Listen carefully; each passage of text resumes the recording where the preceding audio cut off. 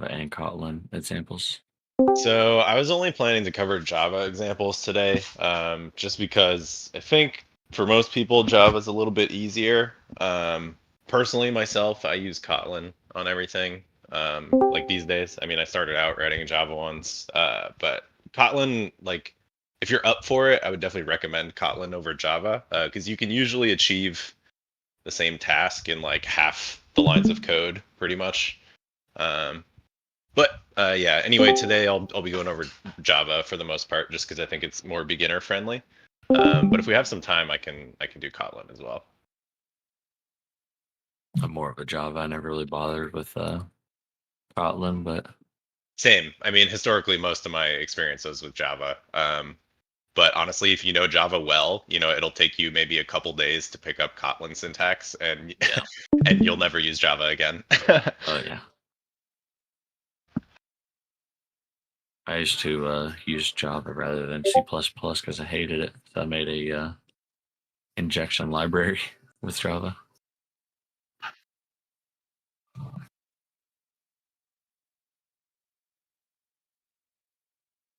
In settings, Pookie? Where is that? Uh-huh.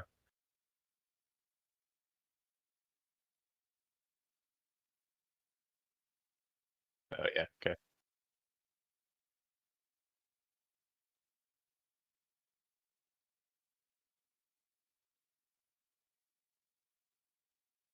Yeah. I got you. Cool. Thank you. All set. Yeah, I'm not sharing the screen that has the messages anyway. Okay, so are we all set on the recording, audio and everything?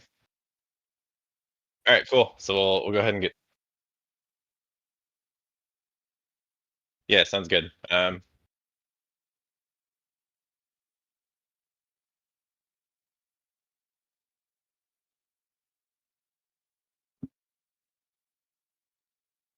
And it's okay if you wanna interrupt as well.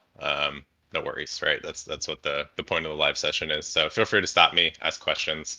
I'm gonna try my best to cover everything that I think is important for kind of getting started to writing quality scripts, right? I think, like I mentioned in the announcement, we'll depending on interest and how much people like this, we'll potentially do maybe some more beginner oriented sessions, maybe some more advanced sessions where we could talk about things like varbits and inventory varbits and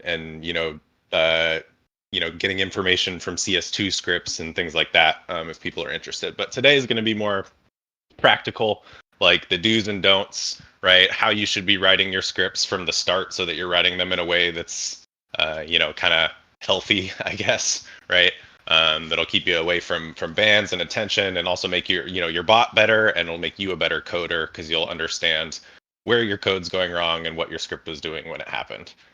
Okay, so I promise I won't bore you with slides for too long today, but I do want to cover some things just from slides. So this is our agenda today. The big disclaimer at the top here, I want to make sure everyone keeps in mind, is a lot of this information is opinionated, right? These are my opinions based on my experience over the past few years scripting. What works for me might not work for you, and that's okay, right? But there are some principles that I'll state here and some facts, and you should at least walk away with those, right? And keep those in mind when you're making your solutions for however, you're building scripts that works for you. So today we're going to talk about things like Git, which is a source control system, getting your project set up. A very, very, very brief talk about inheritance. I'm not going to teach you about object-oriented programming inheritance. That's like you could spend like a semester in college on that. So anyway, I'll have a quick review on that just as it pertains to our scripts. I'll talk about on loop and on tick scripts. There are additional types of scripts that we can maybe get Sudo or someone else from the team to talk about, like tree scripts where you have kind of a decision tree. I'm not super experienced with those. I'm generally using on loop or on tick. That's kind of what works for my brain. I'm going to talk about sequential versus state-driven scripts, and why state-driven is really important, and that's the way you should be building your scripts. And then we'll talk about different entity types that you might want to be querying or using in your scripts. And then finally, we'll get into an example live together. or I'll just be logged in on an F2P throwaway account, and we'll make a script together. So we can take suggestions on what you guys want to see. I was thinking probably just a simple woodcutting script is a good example, because we'll be doing scene object queries, we'll be banking, we'll be using component queries. We could fill the wood box together and talk about how we do the calculations for that, etc. And so that should be relatively quick. And then after, we'll kind of just open it up. If people have specific questions about how you want to do a specific action or something, we can talk about that. And like I said before, feel free to stop me anytime for questions. All right.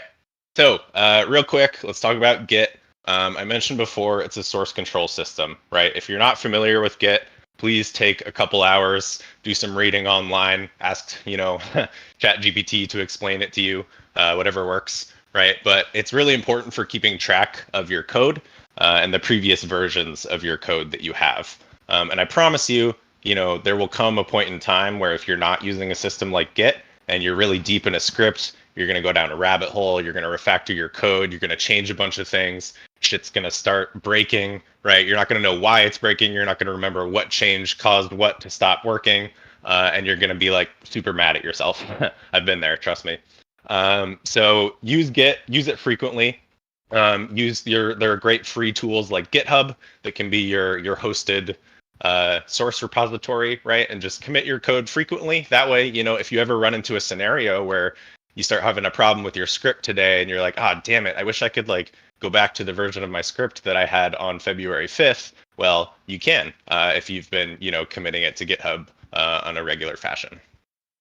So if you like kind of a more UI-based experience, you can download GitHub Desktop. That's a great tool for doing kind of the Git actions. I won't explain them too much, but the basics are kind of cloning, which means copying the repo basically, and then committing changes and pushing them back to the repo so that you see them when you look at the repo in GitHub. If you have more specifics about Git, maybe ask me offline or do a little bit of research yourself. I'm not going to go too in depth on it today. And if you're like me and kind of prefer command line experience based, typically you can just download Git directly from them. They have a Windows package that'll give you a nice little Linux-esque emulator that you can run, Git commands on. All right, so basic project setup, and I'll actually show you the project setup in IntelliJ as well, right? But these are the basics to know. I did provide the slides in the announcements channel if you haven't seen it. So if you want these links so that you can go click them or whatever, go check out the announcements channel. You can find them there. Anyway, the recommended IDE and the one that our example projects are set up with is IntelliJ IDEA, the community edition. So it's free. You just download it from this link here. And then I made a couple skeleton example repos that today we'll be working in the Java skeleton because like I mentioned before, I think it's a little more beginner friendly. And if we have time, we can get into Kotlin. Additionally, we have a script.ini file inside of our projects, and this is what tells our BotWithUs software how to load your files, basically, right? Because we have no idea what project structure you're going to make, right? You might make a bunch of different classes. You might put it in a different package or like a different folder in your source folder, right? So you need to tell us a few things about your script, like its name, its class path, right, to the script file itself, so that when we load it on the BotWithUs side, it loads properly. And I'll show you that in the actual project. Finally, we're using right now JDK version 20, so you can use OpenJDK, Oracle, Corretto, any of the big providers of JDK 20 you can use for your Gradle runtime in your project. But we are using 20, and we do expect an upgrade later this year. We're not sure when, but we are going to upgrade to 22 probably at some point in the year. Finally, one last piece of advice, and we'll do this in the script example as well. Log everything in your script. And I mean all the actions that you're doing when you're entering a certain function. This is going to be really helpful for you, when you run into an issue or a bug. In particular, if you want to be a scripter that's putting scripts onto the SDN, right, for others to use. You need some information when someone experiences the bug that tells you what your script was doing, right? So make sure you have a good log trail printed to your script console, right, that will say, oh, I'm entering my banking state, right? I clicked the bank. I clicked the deposit button. Oh, now I switched to my tree chopping state, and now I'm clicking the tree, etc. Right? That way, when someone has an issue, you ask them for the logs. You take a look, and you're like, oh, look at that. My script was trying to bank 24/7. I must have an issue in my logic there, or something like that, right? Um, cool. I realize I'm moving a little fast. If there's any questions, again, please feel free to stop me. Oh, sorry, I'm not looking at the chat. 1 second.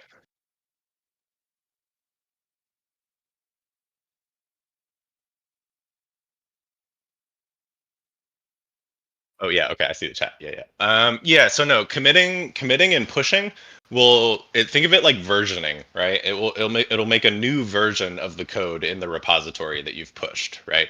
And so when you go to inspect it, like let's say you have your repository in GitHub and you go to inspect it, you'll see the previous versions as well as the version that you just pushed, right? So it's kind of like in the words of your question, it's more like a timestamp. Save it as a timestamp, and you can see the previous versions of it. All right, so there's many types of scripts you can make. The two kind of main ones that BotWithUs provides on sort of like a core level, I guess, is on loop and on tick. So on loop will basically, this is the main function, or actually, sorry, let me back up. I think this is where I want to do just a short description on inheritance, right? Again, not going to give you a lesson on it, but inheritance is a concept in many object-oriented, languages, right? Where basically classes and objects are inheriting members or properties of other objects, essentially, right? So in this case, and BotWithUs in the API, we have a very high level definition of a script, right? And we've created what's called an interface. And what that does is it's kind of like header files in C. If anyone has C experience, it allows you to define certain functions that need to be part of any class that extends this interface. And so anyway, we have a couple functions that if you're going to extend our script interface, you've got to implement them, right? And so on loop and on tick are some of those main functions, right? You can override a few other ones like the script initialize and etc. But really the on loop and the on tick are the ones that you'll be forced to implement yourself, because that's where your script logic will happen, right?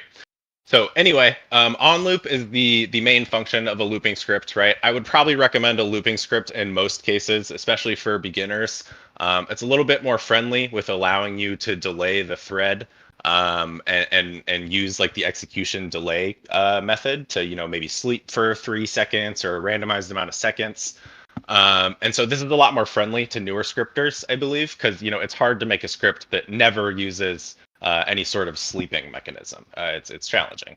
So additionally, one of the advantages of a looping script is that you can subscribe to our event bus system, and you can still get, every time ontick happens, you can execute code via our event bus system. And so we'll get into the event bus, and I'll show you some examples of it and the script that we make a little bit later.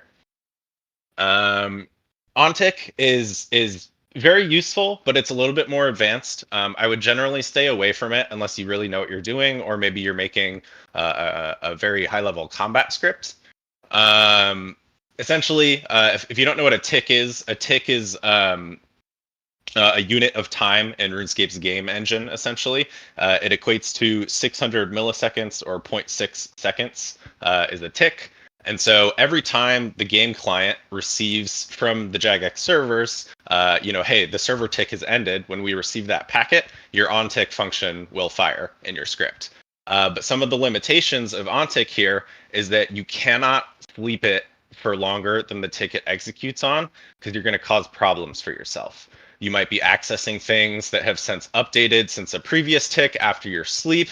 And additionally, let's say you sleep for 10 seconds, right? And you hold that ontick execution. What's going to happen is the rest of the onticks that we're supposed to fire in that 10 seconds that you've slept the thread are going to pool up, and they're all going to fire at the same time. So obviously you don't want to be sending like 20 actions all at once to jagex. I mean, their detection's not great. It probably wouldn't matter, but obviously you want to avoid that kind of stuff anyway.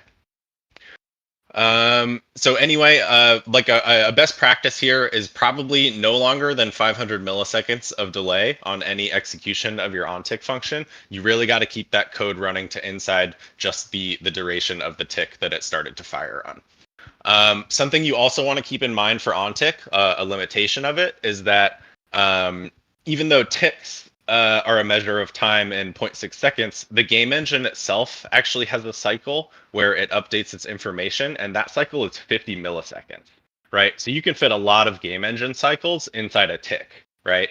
And so what happens is things like NPC animation IDs or other information about a player and maybe their stance ID or their direction or who knows what, right? Like this information can update faster than a tick, right? So your tick script might not catch this information in time if you're only, doing your queries every tick, right?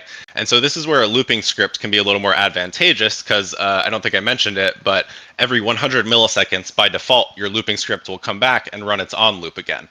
And you can also change this duration, right? You could even move it down to 1 millisecond if you wanted, but keep in mind that because a game engine cycle is 50 milliseconds, if you're querying faster than 50 milliseconds, you're just going to be hitting cached data. We cache that information because, the game literally doesn't update it other than every 50 milliseconds. What kind of information?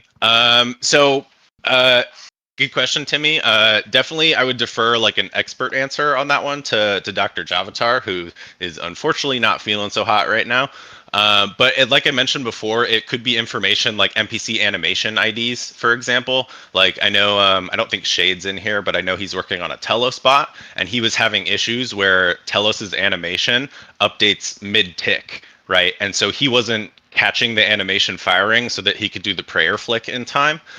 So that's just one example. I'm sure there's plenty of other information that gets updated on an engine tick, and some of it is just on an actual game tick itself, but I don't know the specifics. So I'll defer that one to Java, and I can get you a better answer at a different time. Cool. Any other questions so far? I know I just covered a lot of information.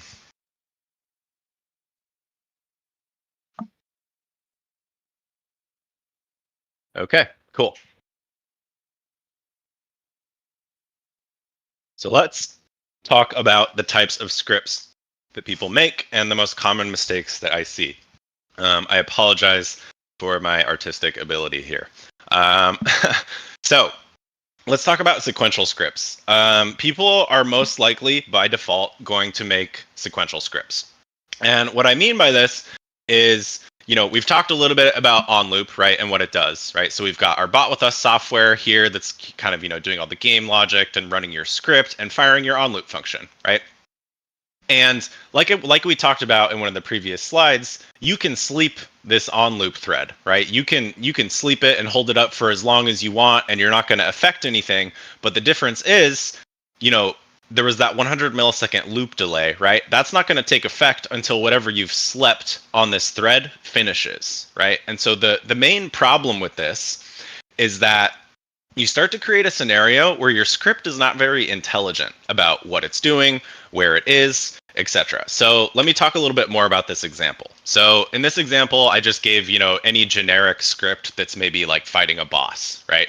So imagine you're at War's Retreat and we want to start getting ready for our boss fight, right? So you'd probably do something like withdraw your preset from the bank that has your preset for the fight.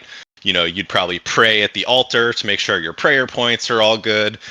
You'd go click on the portal or maybe click on the adrenaline crystal to charge it, etc. Right?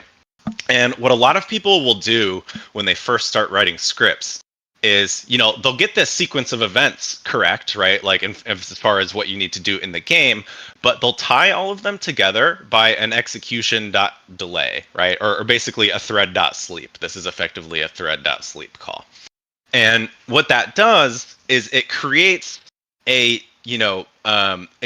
sequential chain of events that are tied together and not necessarily stoppable by outside logic of like BotWithUs, for example.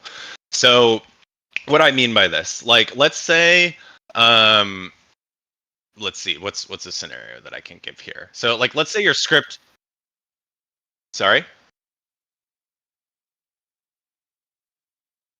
Yeah. Okay. Yeah. Thanks.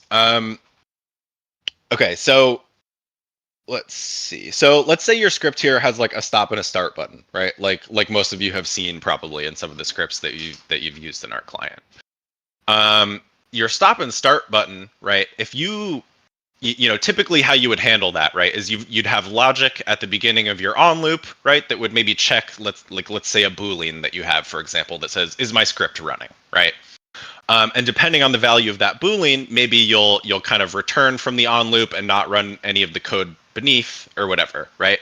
But let's say you have that boolean is set to true because the script was running, right? It's true. We withdraw our preset. You know, we pray at the altar. Oh, but the person clicks. Whoops. The person clicks stop, right, on the bot UI. But unfortunately, you're going to keep executing this sequence of tasks because you have slept this on loop thread, right? And remember, it's not going to come back around to the top until it finishes whatever you've slept here. And the next time it comes back around, it'll be like, oh yeah, my isActive boolean is false. I don't want to run things anymore, right? But the end result could be your user maybe clicked the stop button right here, right? But then the script is going to continue with its entire flow. It's going to click the portal. It's going to go to the boss. It's going to do whatever sequence of events you have defined. And so this is not a good way to write a script for a lot of reasons. I mean, for the one I just gave you, right? Like the user input won't work very well when they say stop, you know, unless you literally have like a check in each of these functions that like, is my stop button pressed? But that's not a good code structure, right? Like why not check that once in the execution of on loop and come back to on loop a lot, right? And that way when the user presses stop, the script will stop pretty responsively. So another example, you know, what if maybe someone loses their internet connection for a moment and they get logged out, right? And let's say we were somewhere through this sequence of events, like let's say we got to the boss portal, right? And they log back in and they click start again on the script. Well, what's the problem with the script? You're over here, right? You're already like at the boss portal. You're at this section of the code and you're ready to kind of keep moving on to whatever's next, right? But your code isn't smart, right? Because it's this sequential loop of events. So it's going to start back at the withdraw preset.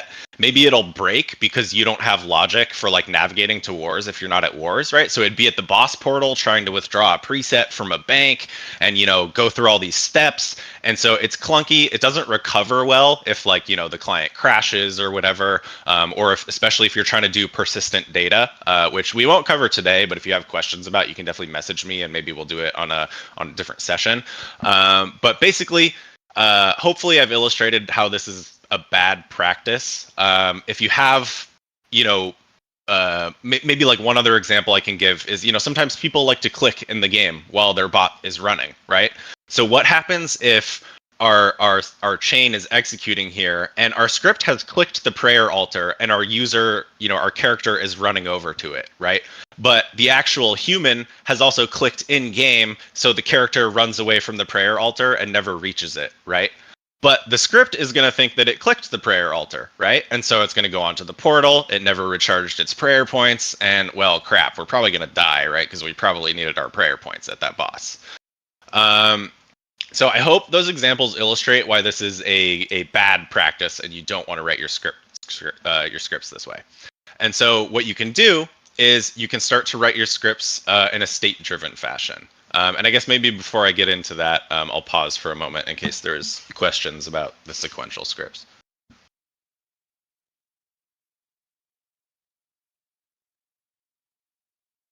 All right, cool.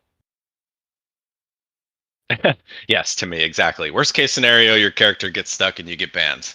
I think we all want to avoid that one.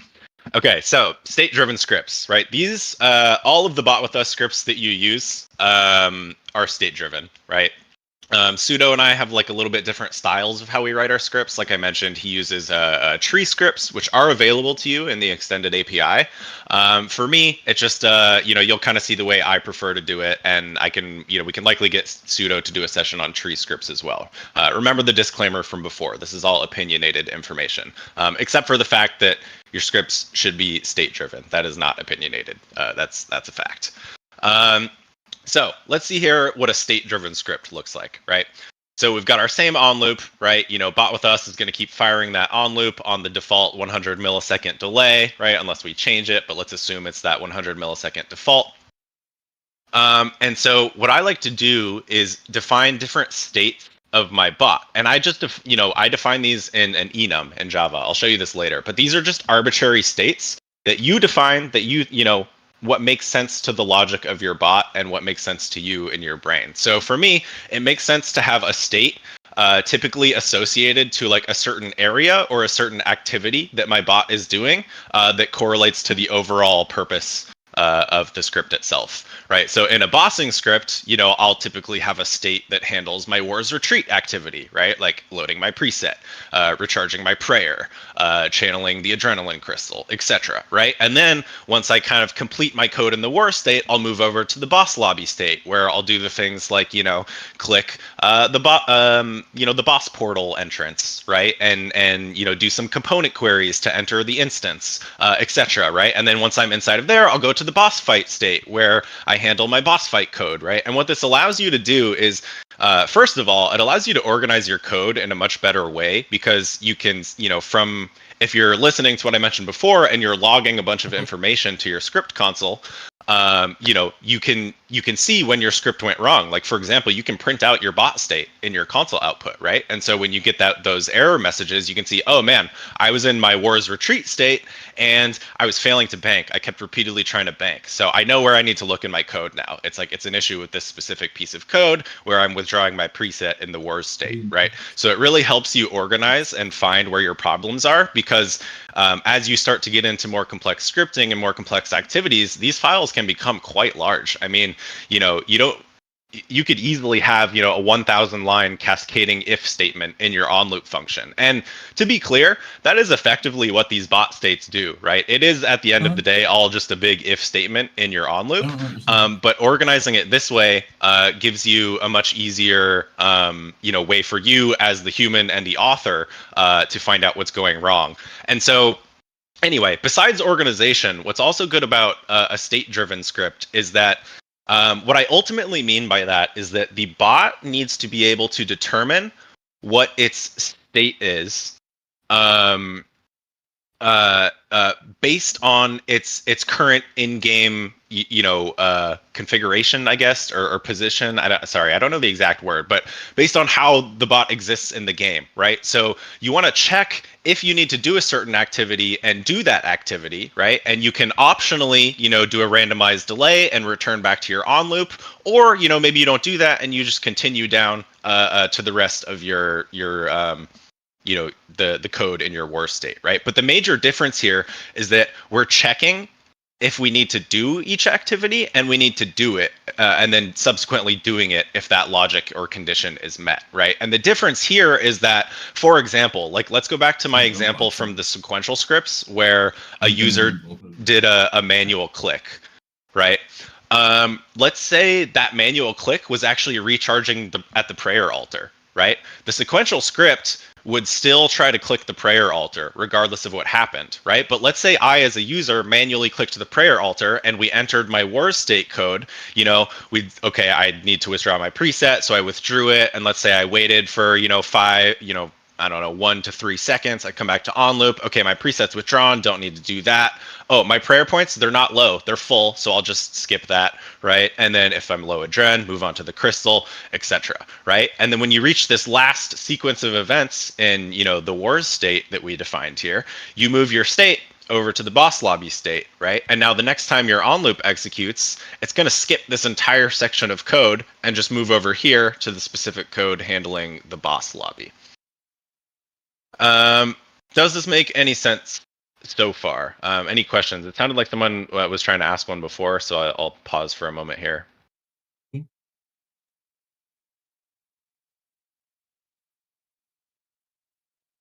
Go ahead, Prod. I muted you for a bit because we don't want to be interrupting anyone.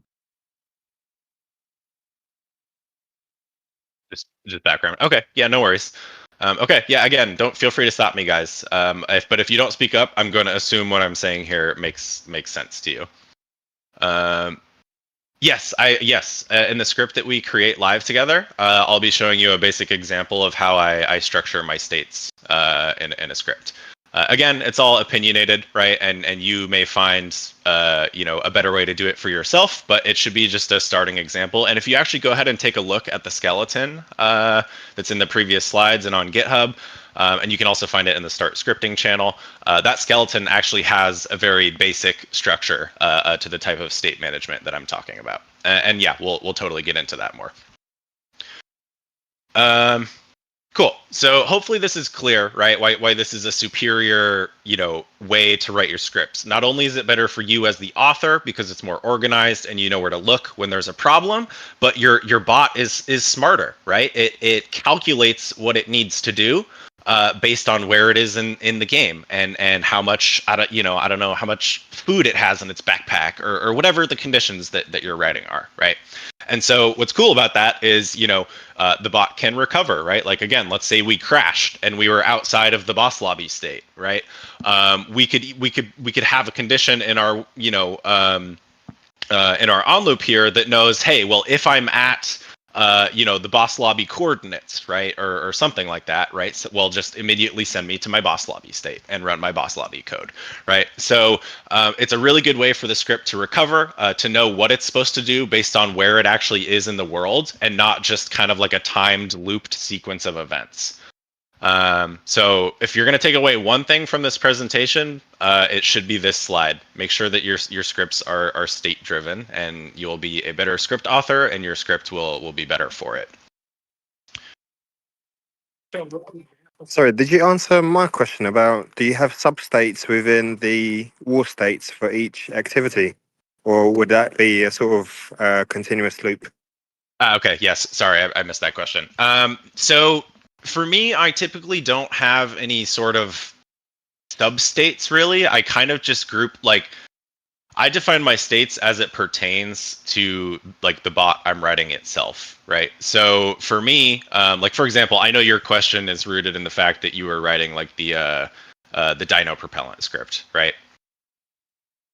And I think your question's around the fact that that fletching and fire making activity has a few different things you can do, right? Like you can collect eggs, you can fletch the arrow shafts, you can collect the propellant, right?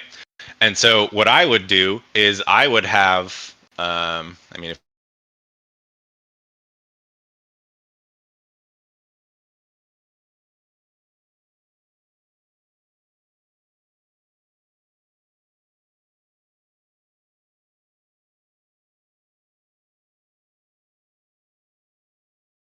think Cypher briefly pressed the wrong button. He'll be back in a bit, boys.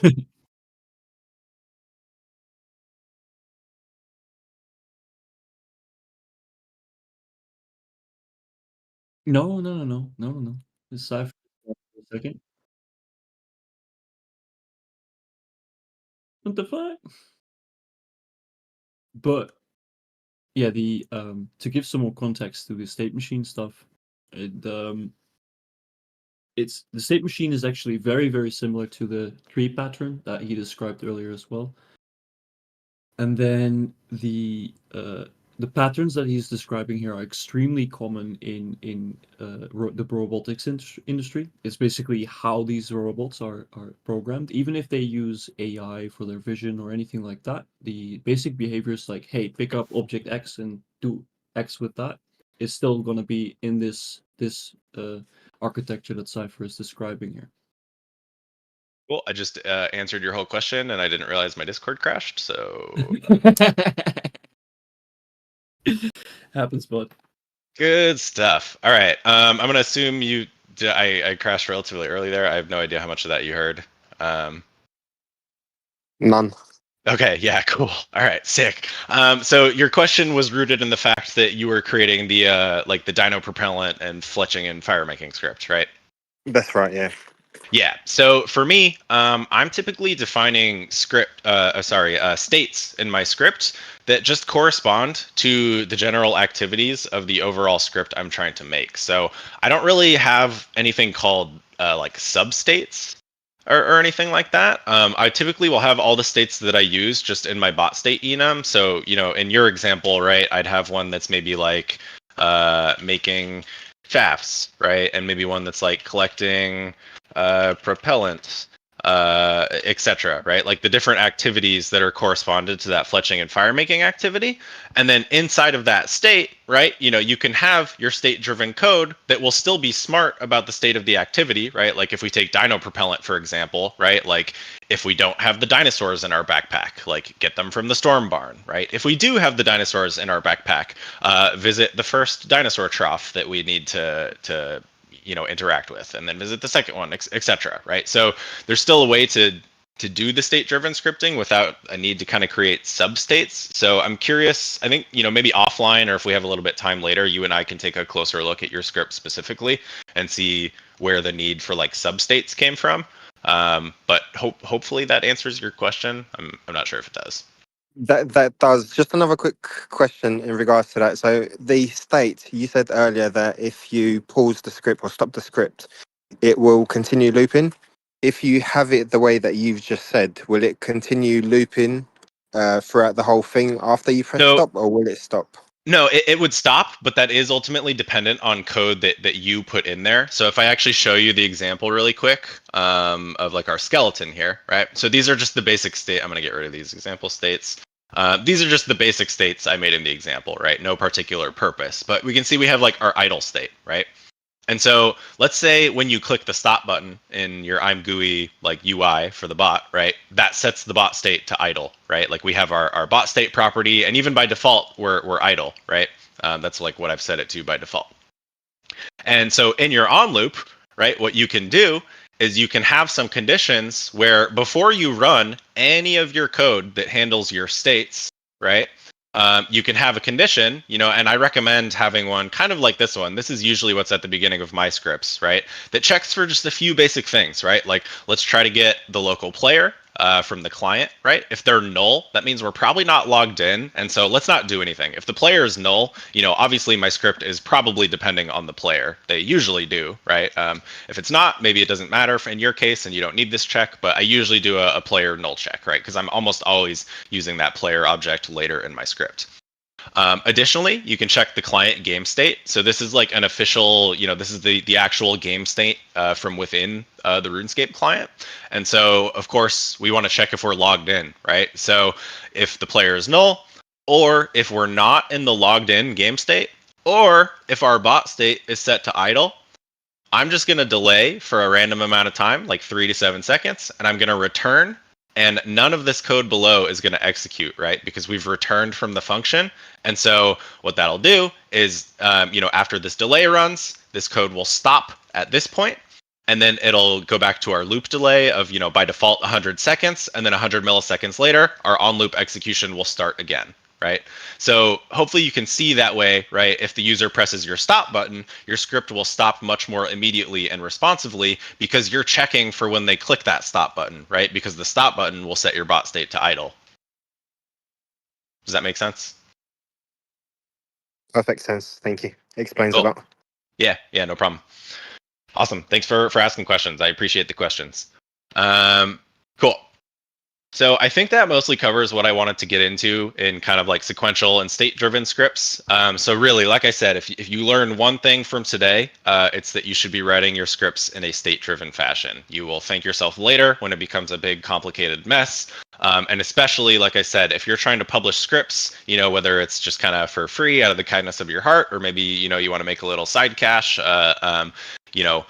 it's going to be key to being able to support that script when other users are using it, right? And it's not just yourself, and you can go check all the logs and everything, right? So you will thank yourself. If you're not writing your scripts this way now, you should force yourself. It's worth it.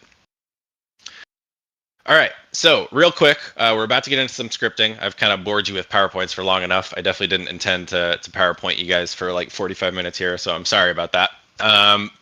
So we've got a few different game entity types in the client, and these are the ones that are most common that you'll kind of interact with when you're writing your scripts.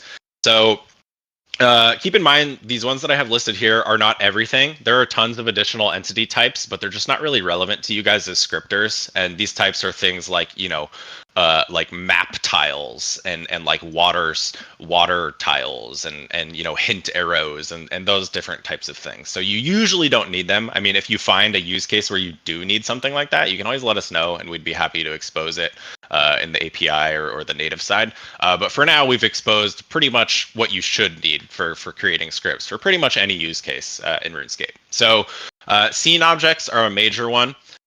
One thing I want to note about this is scene objects is a name that we have given this ourselves. We tend to use the correct naming of the game. And so the game actually calls scene objects locations. However, we don't feel like that's a very intuitive name for people, right? Like, if you're going to go query, like, you want to chop a tree, right? You're not going to think like, oh, I should query a location, right? You're going to be like, I should query like an object, like a game object or a scene object, right? So this is the only one that we've renamed from the actual correct game naming. And because, again, we feel that locations is not a very intuitive description. So, again, scene objects represent pretty much any of the objects that you see in the game, right? That could be trees, it could be fences, it could be bank booths, it could be literally anything, right? Like the portals at War's Retreat, the adrenaline crystals, those are all scene objects, right? Most of the game is scene objects, if you put it into like a percentage, probably. Additionally, we've got NPCs. I mean, I think you all know NPCs. You all play RuneScape, but these are non-player controlled characters, right? So it could be like chickens, bankers, your bosses, the people you interact with during quests, etc. Any of the NPCs in the game. Of course, we've got our players. We have other players. You can, query and find information about those entity types. Spot animations are pretty cool. They're like a little graphical animation that can play either on like a world tile or attached to an entity, so attached to a player or an NPC. So some examples of a spot animation would be like the Rockertunity, which is like the little gold sparkles that appear on rocks, like when you're supposed to click the special rock when you're mining, if you know what I mean. Or like when you get that pulse core buff in World 84 when you're making potions or whatever, and you get that little ring that appears around your character. That's a spot animation. If any of you come from like a RuneScape private server background, you probably know spot animations as GFX. That's probably what they were described as. If so, hopefully that helps someone. That should be a scene. Yeah, that's a good point. Yeah, so pretty much if and we'll get into a way as well in the script to identify like what you're looking at in the world, so that you don't have to actually guess if it's NPC or a scene object. But yeah, what Timmy mentioned is worth it. If you're trying to interact with something and you think it's a scene object, but it's moving or it's not working, it's probably an NPC. Cool. So that's spot animations. Again, if you're from a RuneScape private server background, you might know it as a GFX. You probably had a GFX command where you gave it an ID and that GFX would appear. I know I did back in the day.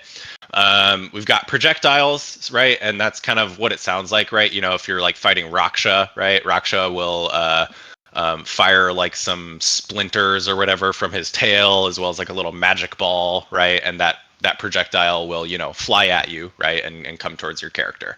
And it's, usually sent from one world tile to another. And so you can query those, you can find those, typically helpful in a bossing scenario usually, but you could probably find other useful scenarios as well.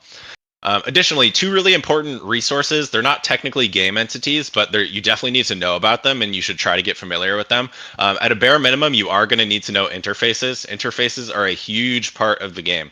Interfaces draw like most of what you see on the screen. So like your inventory, your action bar, like all that stuff, that's all interfaces, right? And so interfaces are made up of many components, right? Components are the pieces of interfaces that make them look the way they do, right? They might be the text and the sprite and the different things that display in an interface, right?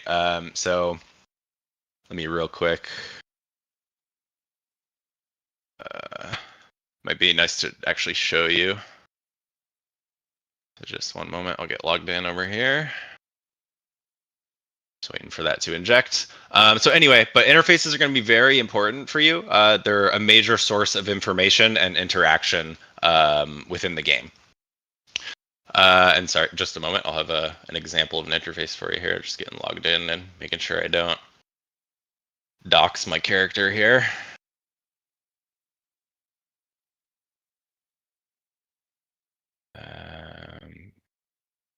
Great. Okay. So it sure would. We'll get to it.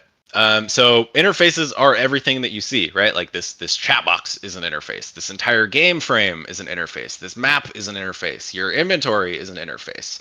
And typically, the way you can identify an interface is by using the mini menu overlay. I'll get into this a little bit more when we get into the script specifically.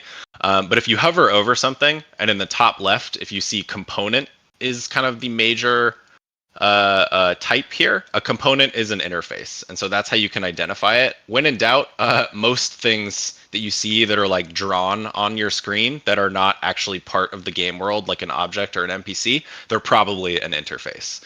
So very, very important to know those. Additionally, variables are probably one of the most useful tools to a scripter. I'll cover them a little bit today, but they're not. They get a little bit complex, so we're not going to cover them in depth today, but we can definitely show a few examples and answer some questions about them. And like I said before, you guys are welcome to message me or anyone else on the staff team or any of the other scripters. I'm sure you'll find, everyone is happy to help. But anyway, these variables, just a quick description of them, right? Basically, these are variables that the game stores server side and will send to the client that stores information about the player, and it's all sorts of information. I mean, it can be like your progress in a quest. It can be like the number of scrolls you have in your summoning familiar. It can be literally endless. Like there's probably 50, 60, 70,000 varbits. There's a lot of these variables that you can access and find all sorts of information about the game in a very reliable way.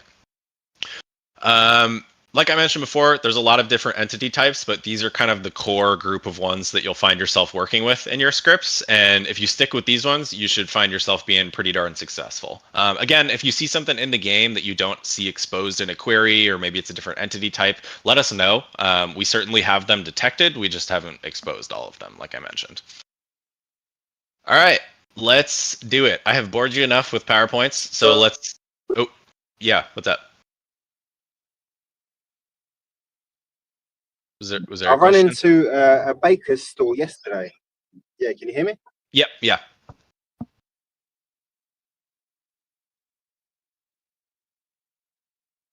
Oh, now I can't hear you if you're talking.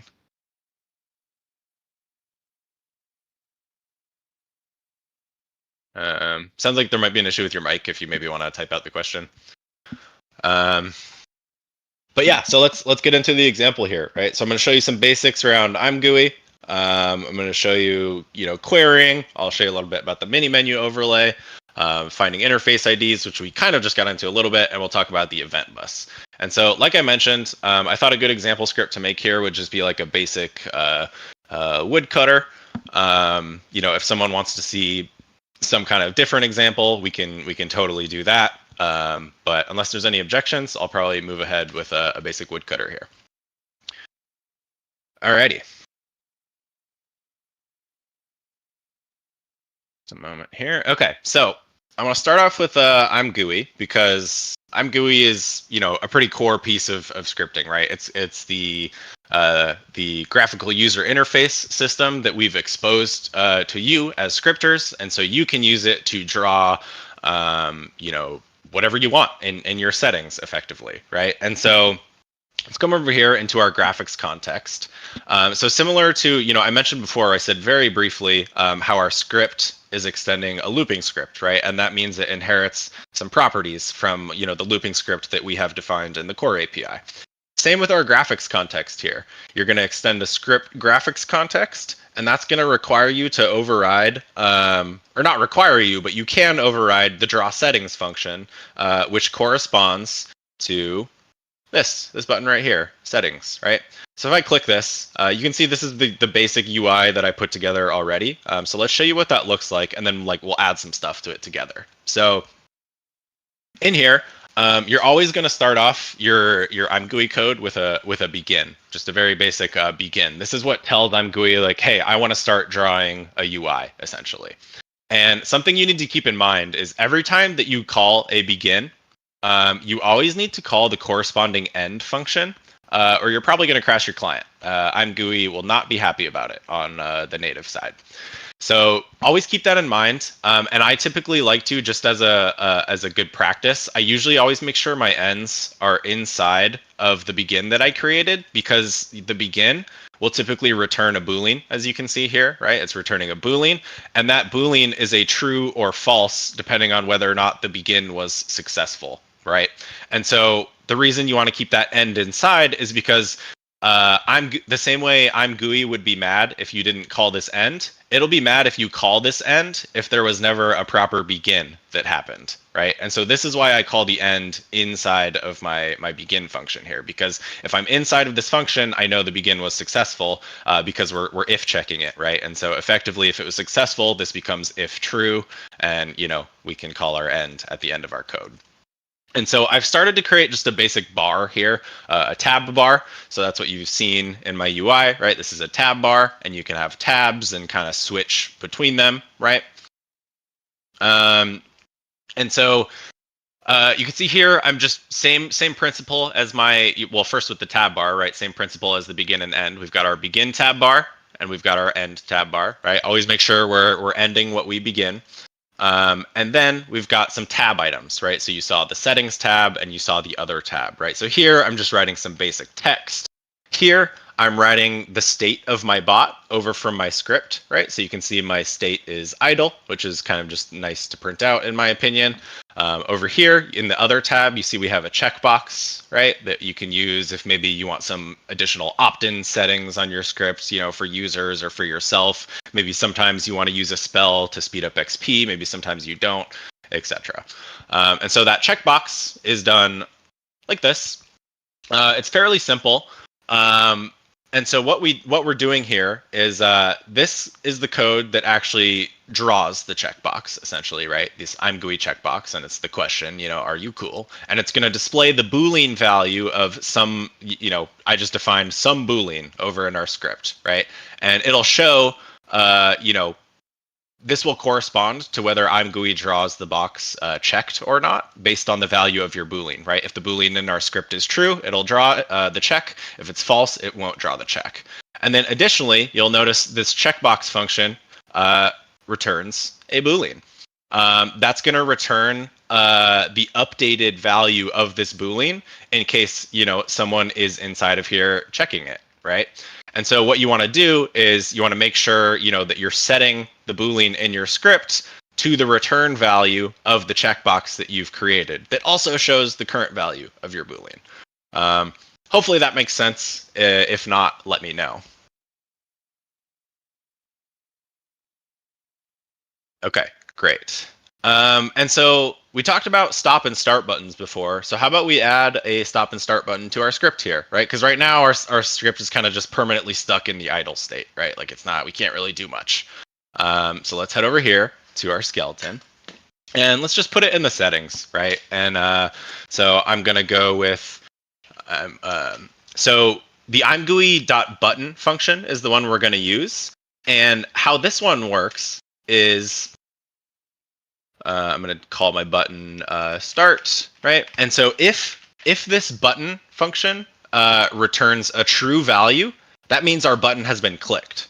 So button has been clicked, right? And so we can do whatever we want to here, right? That when that button is clicked, right? So when we're starting, well, maybe we want to script and we want to set our bot state and we want to set it to scaling. How about that, right? And so what that'll do is when someone clicks the start button, we'll move from an idle state to our skilling state, right, over here in our script. And again, this state is just an enum that I've defined. I just made these up, right? You should define your own states for your own script. And then based on the value of our bot state over here, right? Again, this is the property on our script that represents our current bot state. Again, it's idle by default. And remember, I'm GUI over here has now just set it to skilling when we clicked the start button, right? So now what'll happen is this bot state, instead of being idle, will be equal to this skilling value. And now when our on loop runs, right, let's assume we're logged in and we got past the idle check, right? Now we're going to switch our bot state, which is kind of just a fancy way to write an if statement, basically. So if you're confused by a switch, that's basically an if statement, right? This is saying check the value of bot state. If it's idle, do this stuff. If it's skilling, do this stuff, etc. Right? And so now that we've clicked the start button, you can see we've moved to our skilling state. And so now, together we can build some code where we do something here, right? Like we'll do some type of skilling activity, like chop the tree, right? So, but before we do that, I just want to wrap up in here. It's nice to have a stop button too, right? And let's say, I want them to be on the same line, right?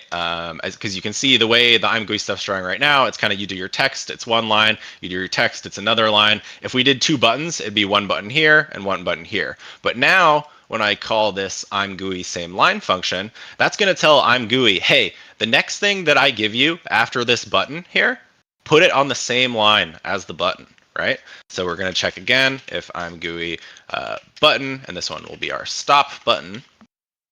And if we're inside of this code, has been clicked. And we'll do script set bot state, and we will set it to idle. Right? And then that way, again, just like with our skilling, we'll be back in an idle state. And the next time our on loop comes around, it'll say, oh, wait a second, we're idle. So I'm just going to wait 3 to 7 seconds, and I'm going to return, and my script is going to do nothing, right? So now we've got a basic stop and start button that is impacting our script state, right? And whether or not our script wants to perform certain activities. So let's get into our woodcutting example, right? So in this case, I'm just going to do it specific to this Draenor, like the Draenor willow tree area. We can, like I said, based on the interest in this session, we can make a more advanced one for like, how did I make chop with us, right? Where you have like all these different tree options and area options. Like we can get into something like that, but I think it's a little complex for today's lecture. And we could probably spend, 3 hours on that. And I'm only trying to keep you guys here for maybe another hour at most, if you've got the time. So let's get into it here, right? So what I want to do first off here is, actually, it looks like I already made a dummy handle skilling function, right? So what I like to do, just so you kind of understand why I'm calling execution delay here, is typically after I do any sort of activity like handling my skilling or handling my banking, I'd like to delay by some amount of time, like a random amount of time, right? And so what I'll typically do is in my skilling function, based on certain conditions that are met, maybe I'll say wait for 0.25 to 1.5 seconds, right? Or maybe, the same value here. Or if none of those are met, maybe I'll wait a little bit longer, right? And so what this does is based on what happens in my skilling activities, I'll tell my script, hey, wait this value, or no, wait this value, right? And so what this does is each time my on loop comes around, it's going to run my handle skilling function, right? Which will do what it needs to, like chop a tree or whatever, right? And it's going to return a value that says, once you've finished my handle skilling code, wait for this long, and then come to the bottom of on loop, and then we'll run it again, and so on and so forth, right? Okay, so these were all just kind of random examples here, so I'm just gonna, for the moment, I'll just comment all of this. I did that with control and / by the way, in case you don't know that shortcut. Okay, so in our skilling state, right, we want to think about like, how should our bot approach this, right? So let's think about it for a moment. I'm over here in the game, right? Like, what needs to happen if, actually, you know what? Let me just, okay, well, you'll see it when we reload, but let's assume the start buttons are here already, right? And what happens when I click the start button, right? Like, well, I probably want to go chop a tree, right? Of course. But you also want to think about what conditions might need to send you to a different state of your bot, for example, right? So let's say for now, maybe I'll show you how this will go wrong, actually, instead of correcting it ahead of time. So let's just do a really, really basic, uncomment this, actually. And let me just double check the name of these trees here. The option is chop down, and it is a willow with a capital W. So I'm going to come over here. I'm going to do willow, capital W, I'm gonna go chop down.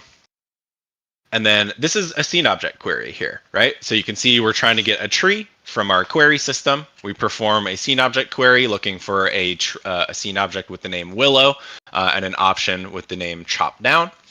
And effectively, this will query all of the scene objects that are visible to your player, right? And so because we've provided the name properly and the option correctly, when we run this query, we should get a bunch of tree results, right? All the ones close to us and sometimes even the ones far away from us, actually, right? There's probably some willow trees nearby to me that are maybe like, you know, if the mini map was like this big, right? They're maybe over here or something, right? And you'll get those in the query depending on your draw distance, right? So sometimes you need to check your distances and be a little bit careful with that type of stuff.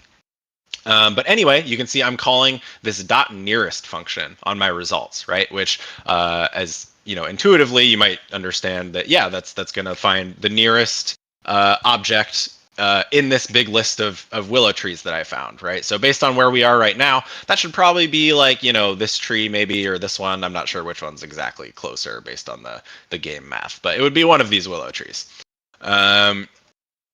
Cool. So we run that query, right? And you always want to make sure when you're interacting or trying to interact with these objects from your query that you're null checking them, right? Because they can be null, right? Like what if I ran this query and there were no willow trees around me? Like what if I was running this query at War's Retreat? Of course, there's not any willow trees at War's Retreat, right? And so the results can be empty or can be null, right?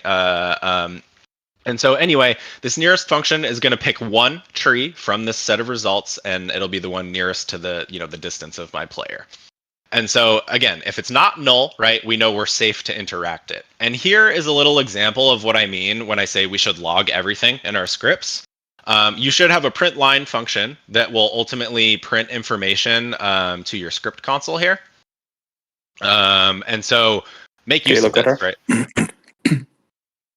Sorry, was there a question? Okay, cool. So yeah, print line will print to your script console here, right? So again, make sure you're using that, right? Because it's not only going to help you debug it, but it's pretty much necessary if you plan to publish scripts on the SDN and, you know, be able to help support them, right? And fix bugs that people are experiencing. Okay, so I think we can get a start with this, right? This is just a super basic example. So let's see if there's any problems with this. I wonder if we're going to have problems with this. So I'm going to go ahead and build here. And so I guess I didn't really cover that. So this is just the Gradle menu. It may or may not be right here, depending on your default view when you open IntelliJ. But yeah, this is your menu for how you should build the jar, essentially. And so, yeah, you come in here and you click this button, basically. The only one other Gradle thing to know that's handy is, as you've noticed in our build.gradle here, our dependencies are defined by like a snapshot version, right? And so if you need to update this, like say we've published an update and you haven't received the latest one yet, you can right-click your Gradle project here inside of this Gradle menu, and you can click this Refresh Gradle Dependencies button. And what that'll do is it'll check back with our Maven repository. It'll say, oh, hey, wait a second, I have the old snapshot. It'll download the newest ones. You can see it's a little bit busy down here. Oh, it just went away because it finished. But it, you know, down here, it tells you what it's downloading and the new snapshot version and etc. And so that's how you can update your dependencies without needing to kind of, you know, put in the specific snapshot versions that we have listed in Discord. I mean, we put them there just in case you need to check explicitly, right? But the best way to do it is to use these snapshots and then just each time we publish an update, refresh your Gradle dependencies. That is by far the most handy way. Okay, so I've built our script. We have our very basic tree interact here. So I'm going to go ahead and reload our script. A tip I have if you're doing hot reloading, it very occasionally can get a little bit buggy. So if you see weird behavior from your script, it could be because you hot reloaded. Yes, the session is recorded. Don't worry. You'll be able to watch it back on YouTube. But if your script is active because you've already been running it, I would recommend deactivating your script before you do a hot reload. Otherwise, you might experience a little bit of weird behavior. So I'm going to reload. We've reloaded our script here. So let's check our settings because remember we added some I'm GUI stuff. Hey, look at that. There's our start and stop button, right? And they're on the same line, just like we told it to, right? And so what we'll do here is if you remember in our code on the start button, we sent our bot state to skilling, right? When we click that button. And that means when our on loop runs, it's going to check our bot state, it's going to see we're in our skilling state, and we're going to come to our handle skilling function, right? So this is going to be the only code that runs, right? So hopefully you can start to see how that's pretty handy, right, for you as the script author to understand what was running and when, and maybe where you need to look when there's problems. So let's give it a try. So I'm going to click my start button. We should see our script. Yep, our state updates to skilling here. I'm going to go ahead and open the console. Why are we not? I didn't activate it. You do need to activate your scripts. Okay, so let's give that a second, because remember, it sleeps 3 to 7 seconds, so it might take a second here for it to pick up. Or is it not gonna behave? Oh, I have a script active. All right, I'm stumbling through this here. Yeah, you can only have one main script active at a time, so my script still did not activate. So there we go. Interacted tree false. Why did that not work? So you can see this is already coming in handy, right? We know we reached our interact tree code, and this interact function will actually return the results of our interact. Can anyone see what I may have done wrong here? Any ideas?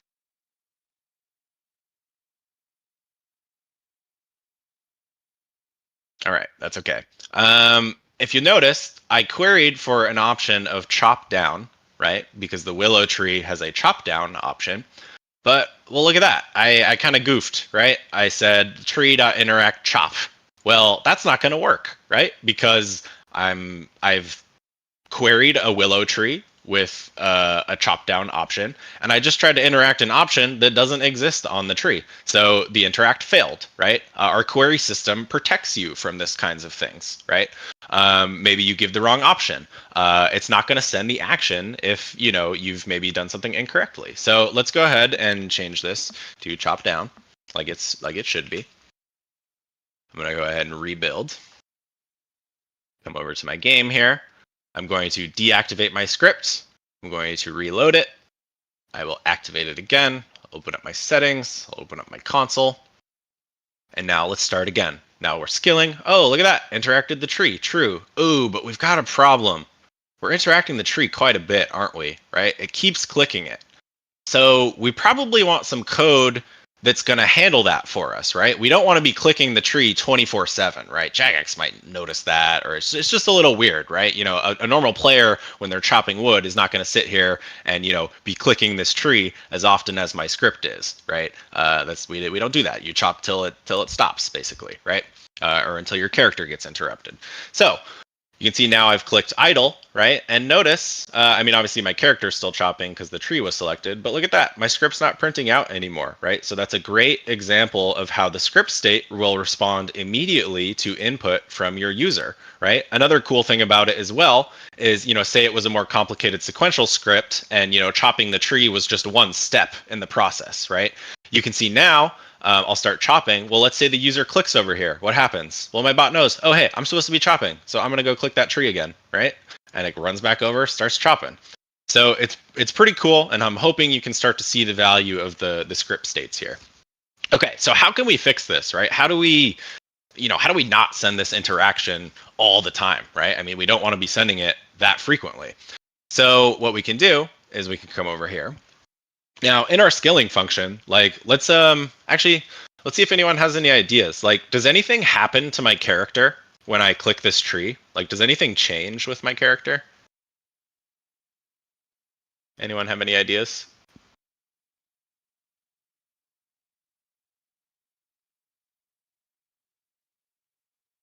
No. Okay, that is okay. Well, to me, it looks like my character's animation might be changing, right? Right now, I'm kind of just like an idle animation. Here, if I click over on the tree, look, I'm going to start this chopping animation, right, where I'm swinging my axe. So maybe we can leverage an animation to decide if we want to click the tree or not, right? And so animations are not always the most reliable way to check these sorts of things, but they can definitely get. Oh yeah, great. I'm sorry, I didn't see the chat. Yes, animation changes. Thank you. That is exactly correct. Sorry. The chat keeps closing for me sometimes. But yes, correct. Animation changes, right? And so that is exactly what we'll do here to prevent our re-clicking of the script. Sometimes that'll work for you, sometimes it won't. One thing I want you guys to be aware of when you're using animations to do this is that there can be, let's see if we can kind of spot one here. So watch the animation carefully. There can be a short lull in the animation where these are ultimately animations that are looped by RuneScape. And so eventually my character will actually stop the animation momentarily. I mean, not like obviously when the tree dies, right? But there will be points in time where your on loop will probably detect that your character's animation has stopped. But it hasn't actually, right? It's just it caught it while it was on that loop and hadn't restarted the animation loop yet. So just keep that in mind. That's an example of why animation IDs might not be the best way to go about it. But in this example, it should be plenty fine for us. So what we can do is, before we do our tree interact, right? We can maybe check our player's animation, right? And so you can see we're already getting the local player from our on loop, right? Up here, we get the local player. We make sure we null check it, so we know that this player is not null if we're receiving it down here in our handle skilling function, right? And so what we can do is maybe just as a start, let's print out our animation ID, right? And so let's do player dot get animation ID. So I'll build that again.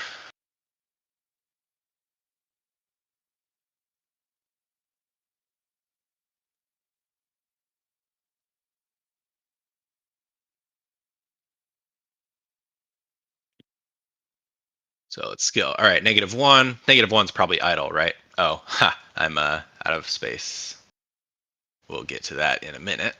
Oh wait, I have my wood box. What am I doing? All right. Go here. Start a code, and look at that. A non-zero animation, or a non-1 rather, a non-1 animation ID. So -1 is idle when you're not animating, right? So we'll run over here for a second, and we should get a -1. Yep. And now it'll come back again, and we'll get our 21177. So one thing I'd recommend is be careful checking for these animation IDs in a hard-coded fashion. And this is another problem that I want to get to as well. You can see I'm actually clicking the same dead tree here. I'll get to that shortly.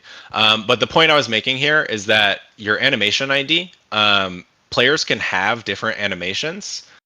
So you can't necessarily rely on the number specifically because, as you guys know, there's like overrides for certain chop animations, right? Like I think there's ones where you're like using your hands instead of your axe or whatever, right? So it gets a little bit tough to track animation IDs specifically, but in most cases, you can just operate on the assumption that the animation ID is not -1, right? If the animation ID is -1, we're idle, right? If it's not -1, we're doing some animation, right? And in a lot of cases, that should cover you just fine, right? So I'll keep our anim ID print in there just cause, right? And so what we can do is let's check if our player get animation ID is not equal to -1, right? So if we are not in idle, because -1 is idle, right, in terms of animation IDs. So if our animation ID is not -1, aka we're chopping, well, let's just return from our function, right? I think remember before I told you we return, and whatever we return from our handle skilling is how long our script will delay, right? So let's say, okay, if we're chopping, I'm just gonna, I'll wait anywhere from 3 to 5 seconds. And then I'll come back to my on loop again, right? And then next time, eventually I won't be animating anymore, right? And then we'll get past this check because the animation ID will be -1, right? And then we'll get on to our scene object query here. So let's give that as an example.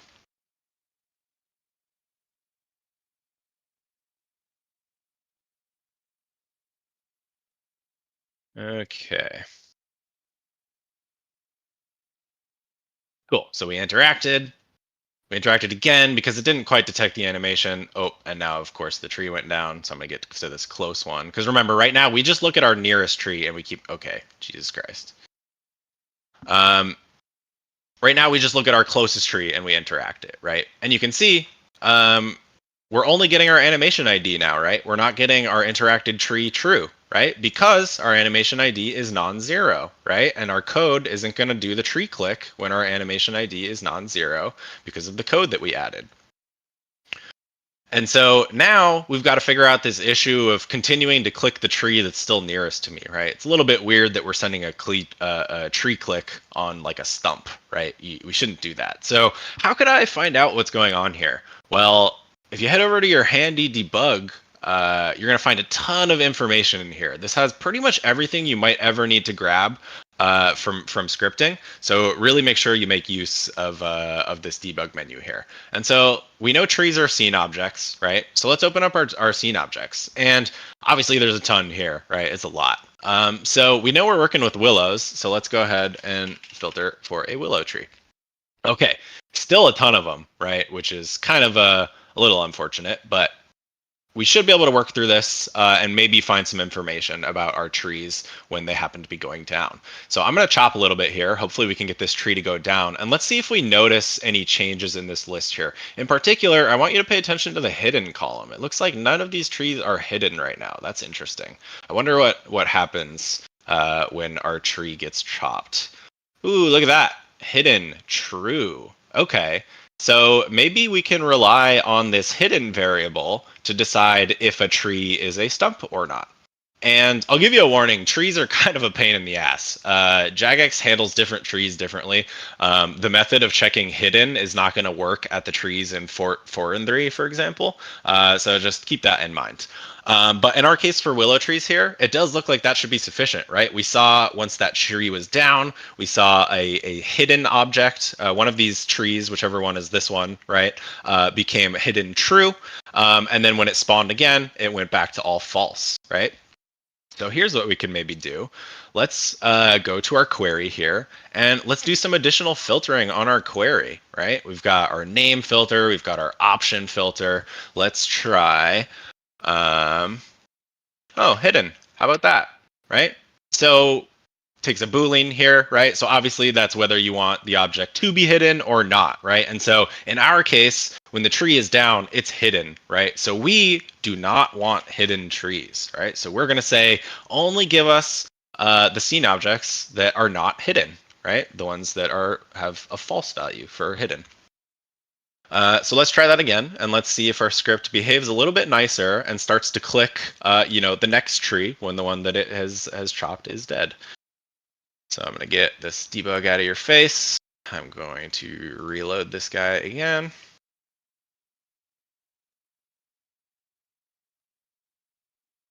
And we'll start chopping. Cool. So our closest one, right? That's what our code says. Oh, look at that. We moved over to our next tree, right? Because our query must have filtered out our hidden one here, right? And so the point is, sometimes you need to watch these in-world entities, right? Like these scene objects for changes in how they behave, right?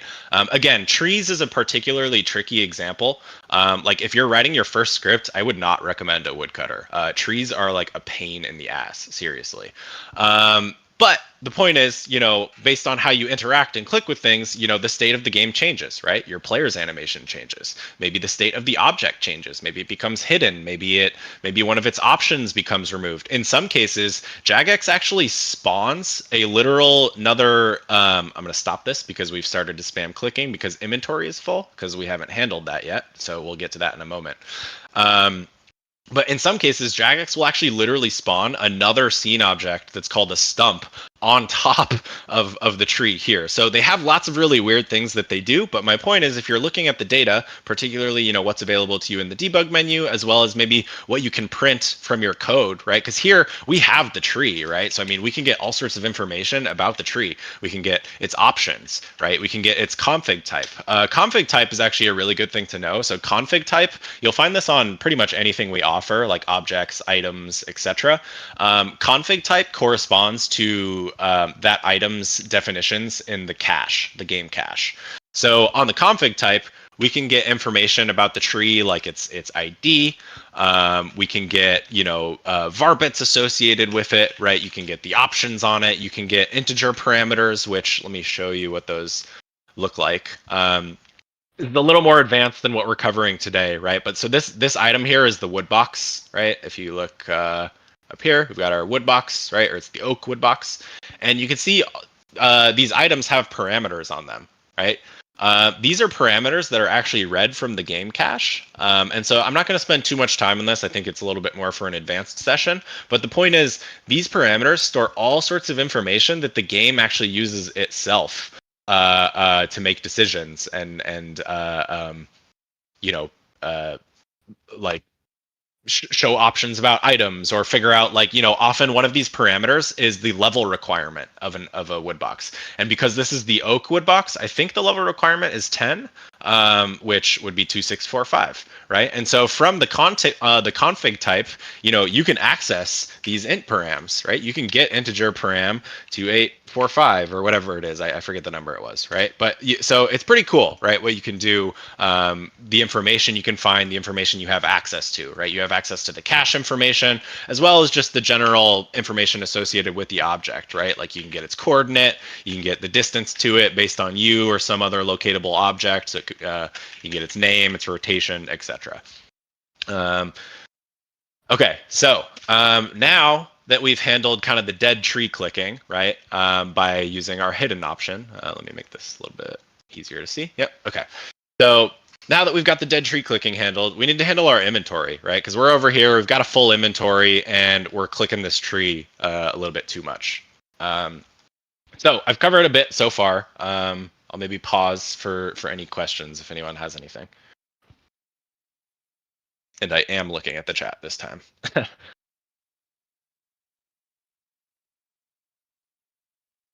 No. Okay, cool. All right, so let's get into kind of managing our inventory here, right? So obviously there are some really basics we could do, right? So before we do anything, right, I mean, what we probably want to do is check if our backpack is full, right? If our backpack is full, we probably want to go over to our banking state, right? So we can do if our backpack is full. And we could do something like assign our bot state over to banking, right? And then we could, because we don't want the rest of this code to execute here, right? We do need to return some type of value, right? And I want to react relatively fast to my banking state, right? So I'll return a random value between 1.5 and 3 seconds. And so what this will do is, as soon as we're in our skilling state, chopping trees, right? As soon as we detect that our backpack is full, that's going to send our state to banking. And then we can have code that handles our banking, right? Interacts with the bank object, does the deposit, etc. But we've got a little bit of a unique banking use case here, don't we, right? We've got a wood box. And so we want to utilize that wood box before we run over to the bank, right? And so we can do that utilizing inventories. Inventories are exactly what they sound like. But I think they're much more populated over the game than you realize. Of course, your backpack is an inventory. Your equipment is an inventory. Your bank is an inventory, right?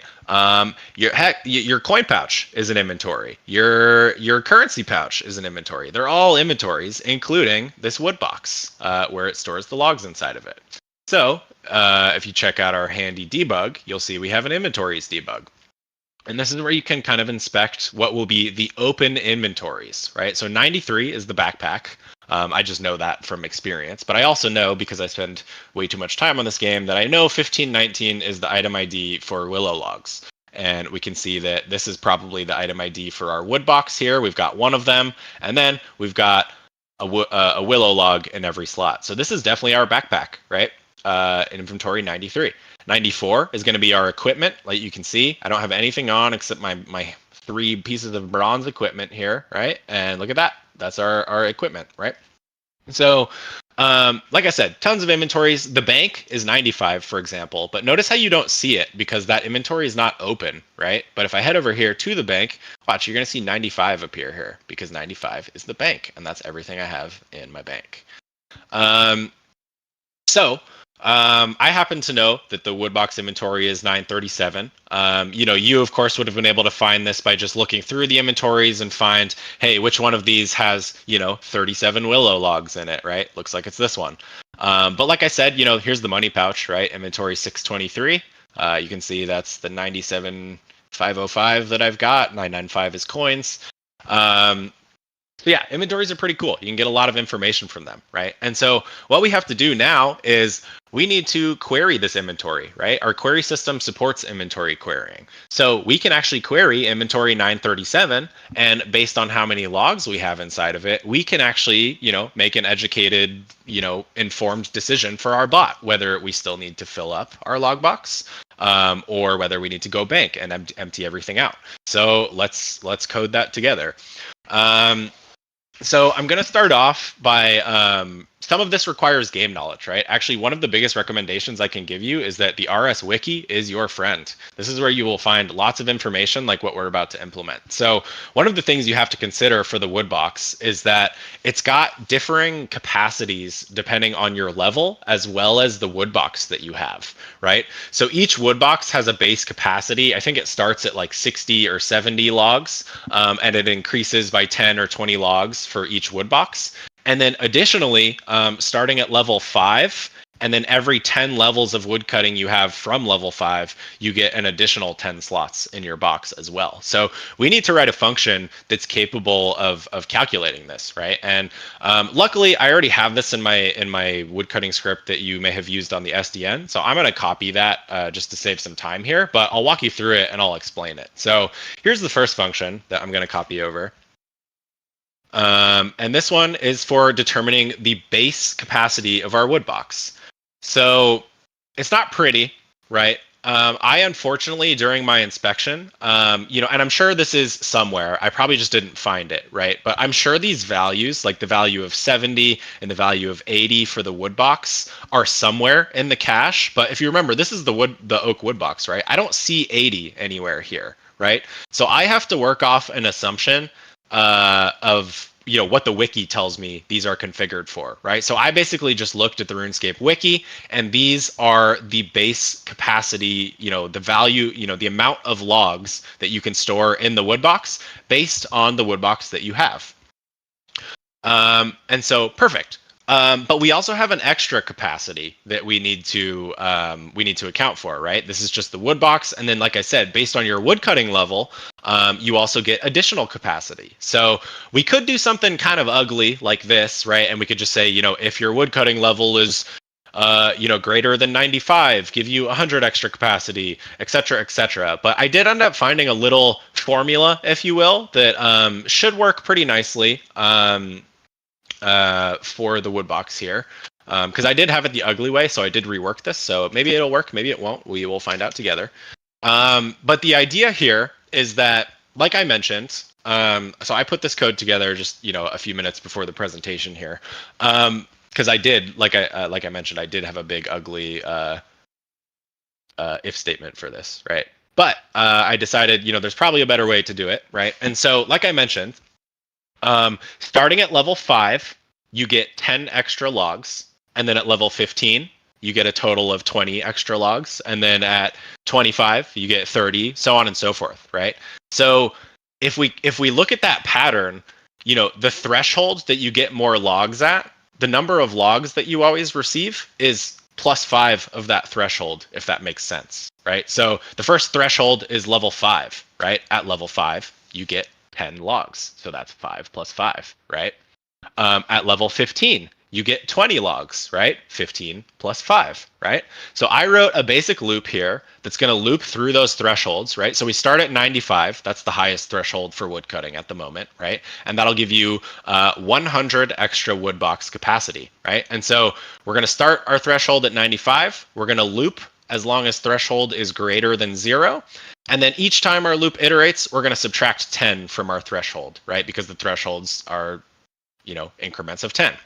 So the first iteration of this loop, our threshold will be 95. And if my woodcutting level is 99, right, my level will be higher than our 95 threshold, which means we'll return the threshold +5, right? Which means 100 extra logs in our wood box. So these are the two functions that are going to support our woodbox calculations here. If you've got questions, of course, feel free to interrupt me. And hopefully that all makes sense why I'm doing that. But if it doesn't, please speak up. Okay. let's see what next. So we've got our woodbox function. So we're going to come over to our skilling. And so we need to make this backpack is full function a little bit smarter, right? Because the way it works right now, it's going to see, oh, the backpack's full. I got a bank. And then it's going to go try to bank, right? But it's not doing anything with regard to the woodbox, right? So let's start reworking that, right? And so for the sake of this example, we're only going to be filling the woodbox when the inventory is full. You could easily adjust this code to, do it randomly fill the woodbox when, you have like a randomized value of like, 3 to 8 free slots left or something like that, right? You can make it more sophisticated, but for the purpose of this example, we're just going to fill the woodbox when our inventory is full. So I'm going to do this inside of our backpack full function, right? And so what we can do is we're going to use an inventory query. So the first thing I want to do is, if you remember, our woodbox function takes the name of the woodbox that we have, right? And so what I want to do here is I'm going to find my woodbox in my inventory, right? So I'm going to do an inventory item query. And if you remember when I was showing you the inventory items before, 93 is our backpack, right? So 93 is going to query what I have in my inventory, right? And that should be my woodbox and all my willow logs, right? So I'll just import this. This is bad because item is not imported. Okay. So we're querying the backpack, right? And what we're going to do is we're going to give a pattern here for the name, right? So a pattern, when I say pattern, I mean a regex pattern, a regular expression. I am not going to teach you about regular expressions because they suck. They're very handy, but they can be tough. But what it allows you to do is you can search for things. For example, like we don't know what this woodbox name is going to be, right? But we do know that it'll say woodbox, right, somewhere, right? We know that regardless of which type you have, the words woodbox will be in that name somewhere, right? So what we can do is we can do a generic query for a pattern that looks for the words woodbox. And what that'll do is, if there is any woodbox in the inventory that matches, having the words woodbox in its name, it'll find it for us, right? And then we'll have access to that item, and then we can pass it to our function that determines its base capacity, right? So, like I said, we'll have a pattern here, and it's typically a best practice to not redefine these patterns like in your on loop. So I'll usually just make my pattern up here. So I'm going to do pattern, and we'll say woodbox pattern, and that will be equal to, you're going to want to use the regex class that we provide. I can't remember if it's core API or extended. I think it's I can't remember. Anyway, so I'm going to get a pattern for contains one of. And I definitely recommend these get pattern functions because they're going to do the annoying part of regex for you, like the formatting and the dot, the periods and all the different characters you're supposed to put into your regular expressions. But these allow you to do it in a way that's kind of just easy for you, right? And so what I'm going to do, again, this is just mad because pattern is not imported, just the standard Java pattern class.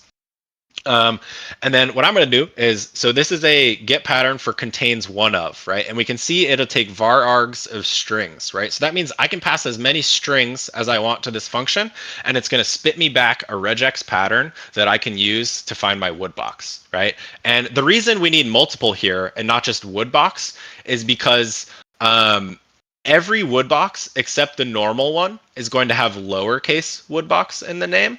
But the default one, which I just sold in the GE, you can see that one's just woodbox with a capital W, right? So we have to account for both of those names, right, to make sure we pick up any woodbox that's available in our inventory. So let's do that. So remember, we can.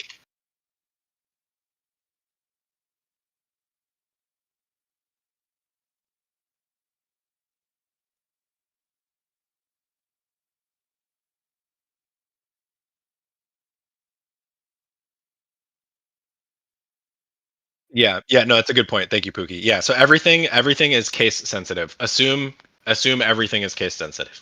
You can override that in some functions. Like some of our functions, we allow you to pass like a by predicate of the string function that, you can say like string contains or whatever, right? I mean, it's not going to work on this function, right? But typically assume that it's an exact match and that case matters.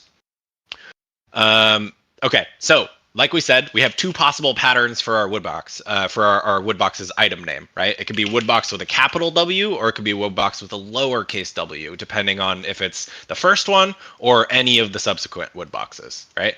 Cool. I've got my pattern here, and so I'm going to come back to my item query, and this name can accept just a default I'll show you, right? It can accept, normal strings, right? Or it can accept a pattern, right? And like we said, we're doing a pattern, so we're going to pass our woodbox pattern.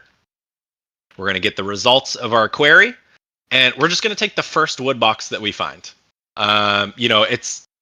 It's a little bit of over engineering to try and assume like the player might have two woodboxes or whatever. You can't really do that anyway. If you have multiple woodboxes, they just share the same inventory. So for the purposes of this script, I'm just going to assume you have one woodbox in your inventory and that's the one you want me to use. If you cause more trouble than that, that's your own fault. So what we can do now, just like any of our queries, we're going to null check our woodbox here, right? Because it can be null. But I believe in the case of items, items typically won't be null, but instead their item ID will be get ID will be equal to -1.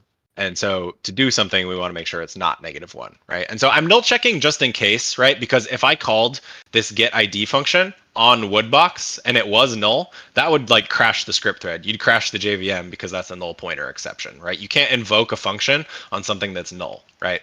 So we're going to null check it anyway. But usually the distinguishing factor for an item query is that, if you have, just like you see in the inventory here, right? If I drop this Willow log, right, you can see I still have an item here technically, but it has an ID of -1, right? So basically, you'll never get a null. I mean, check it anyway. You should always null check what you're getting from your queries, right? But the real condition that means null in this case is the item ID is -1, right? And so if our woodbox is not null and the ID is not -1, we found our woodbox, right? Because we queried our inventory, we gave it our woodbox pattern, and we got an item back. So let's go with print line. Yay, we found our woodbox. And then we can do woodbox.getName. And let's do just that for now. I'm going to comment this part right here, right? The part that actually sends it to the banking bot state so that we don't actually go bank. And so effectively, our backpack is full, right? So our code should hit handle scaling. It's going to be full. It's going to do this item query. And it's just going to print, yay, we found our woodbox. And it's going to do that every 1.5 to 3 seconds, right? So let's take a look and let's see that that's working.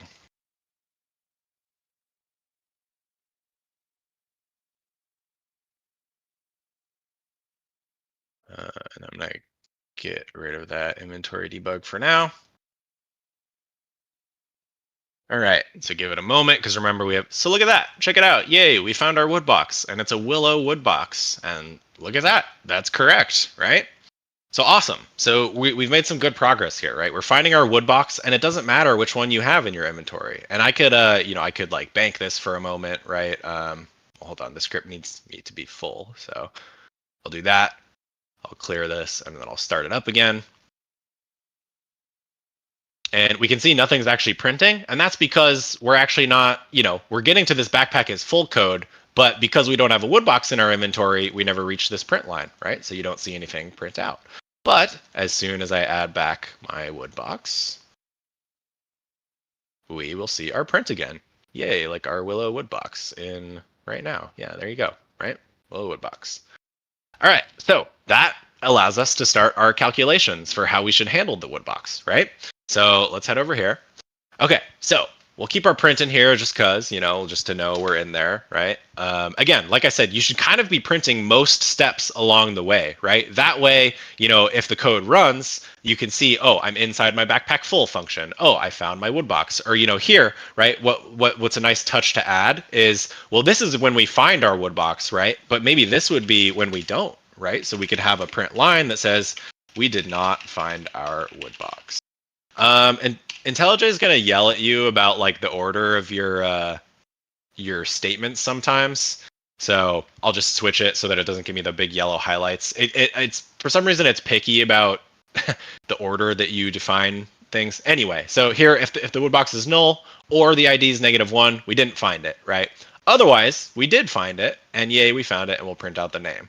So we'll see that. I won't restart just for that, but that's kind of the idea of the type of logging that you want to do, right? You want to be able to have your on loop come through, right?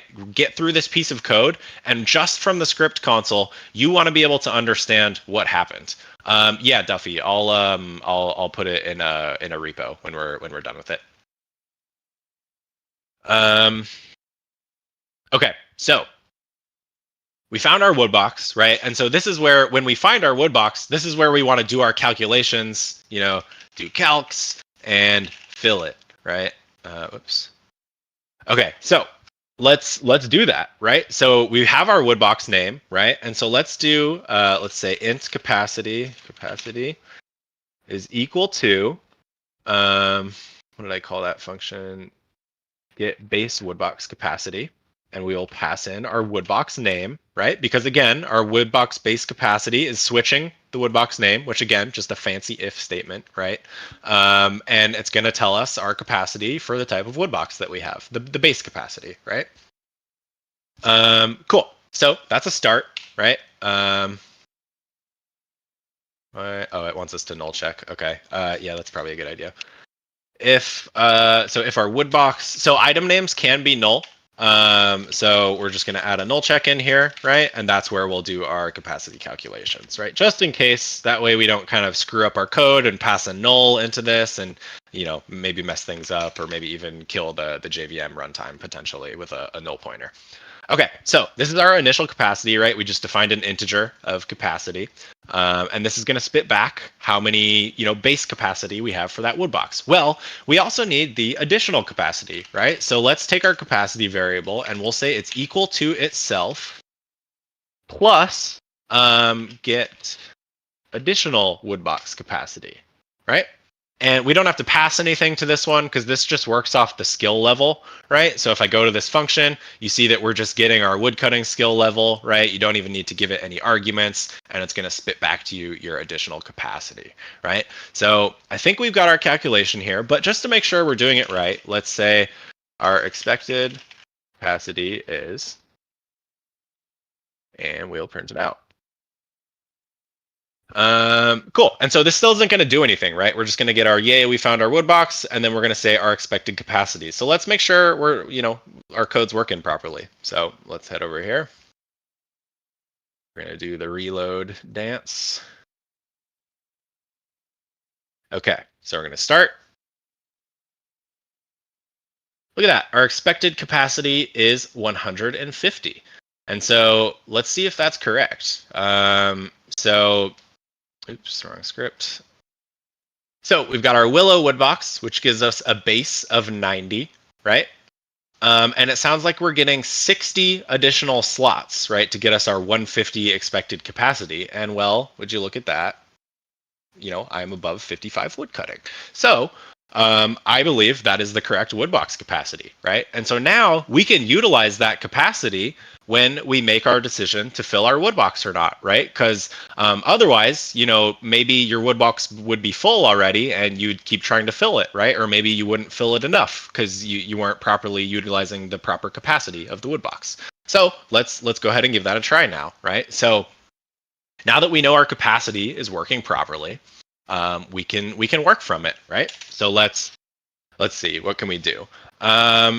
So we have our wood box, and now we want to check what's inside of our wood box. Now, remember, that's just another inventory, right? We already checked our backpack. Well, why can't we check our stack of logs inside of the wood box. And so what we're going to need to do there is probably another pattern query on our inventory, right? Because we also don't know the log type that the user is using necessarily, right? I mean, of course, in our case, we could assume it's willow logs because we're at Draenor and we're cutting willow logs, right? But to kind of make this in a way that's a little more supportable for any type of log or any type of tree, we also need to find what type of logs the player has, right? And we're going to do this exactly how we did it for the wood box. So I'm going to come up here. I'm going to make another pattern. And this will be our log pattern. And same idea here. The default log is called logs, and then any log after it is a lowercase logs. So we've got our log pattern now. I'm going to come back down to our query down here, and we are going to look for our logs. And we're going to do an inventory item query. We're going to query inventory 93 because that is our backpack, like we saw before. And we're going to pass our log pattern. And then we're just going to find the first one, right? The first log. Again, this does, some of you may be realizing this does assume that you'll only have one log type in your inventory. I think that's a fair assumption, Again, we could make this more complex. We could work around that. We could account for multiple log types, right? We don't have to do the dot first, right? We could iterate through the results. Maybe actually let me show you that really quick, just so you guys have it. So we're going to stick with this first one for the actual implementation, but let me show you how you could iterate through the results if that was what you wanted to do.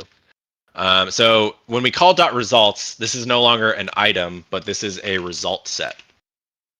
And it has a generic type of item inside of it, right? Everything in the result set is going to be an item because we're doing an inventory item query. And so now this would find all of the logs present in my inventory, right? And in that way, right, we could iterate through it. So you could probably can we do a for each? Yeah, I'm actually not sure how to do it in Java, but I know how to do it in Kotlin. But anyway, we could do, for example, we can do for item test in logs, right? So this is a for each loop. And so what this is going to do is it's going to iterate through each item in this result set from our query, right? It's going to assign that item of that iteration to this value test. And, we could do something like, test.getName or whatever. And so here, you could handle your logic of supporting multiple log types or whatever, right? But for the purpose of this example, I'm not going to get into that because it gets messy and complex. So we're going to assume one log type, right? So we're just going to take the first log that we find in the inventory, right? And then same deal here. If our logs does not equal null, and our logs .get ID not equal -1. And while we're at it, we are using the name, right? Just like we did here. So let's null check the name too. So logs.getName is not equal null, right? And so this is going to be, we found the log and can proceed. And this would be print line no log found in inventory. And so you should only reach this no log found in inventory line of code if somehow your backpack is full and you don't have any logs in your inventory. So that'd be a little weird, but that'd probably be like user error, right? Maybe they filled up their inventory with sharks or something, and and we're looking for logs specifically. I don't really know, but a user could find a way to mess that up, but hopefully that's kind of clear here, right? That we should never reach this print statement, but we'll include it, right? Just so in case someone does ever trip that up somehow,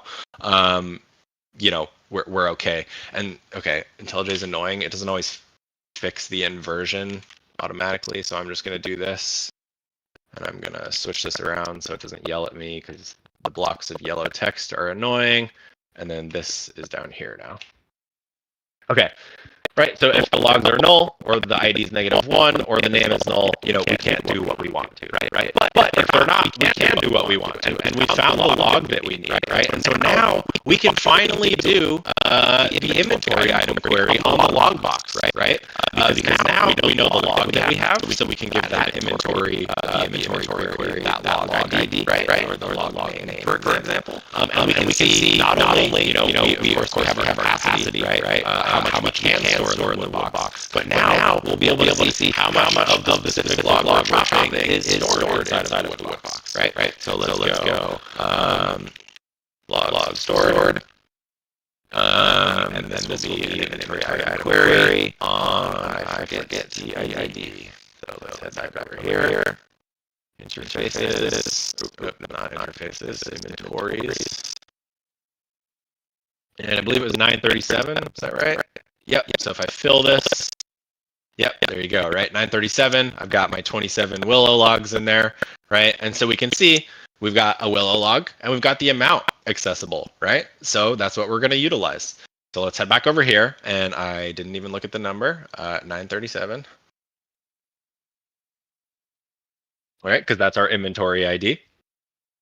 And then we can do, we could do a name, we could do IDs. It doesn't really matter. We have access to it, right? So I'll just do a name, because that's what we null checked here, right? The logs.getName, and I'll do logs get name, and I will look for my first. And the reason that I know that I can look for my first item here is if you notice how the logs are handled in the inventory, it's not like your backpack inventory, right? Like if I take out a bunch of logs here and I go to my backpack, there's one Willow log in each slot, right?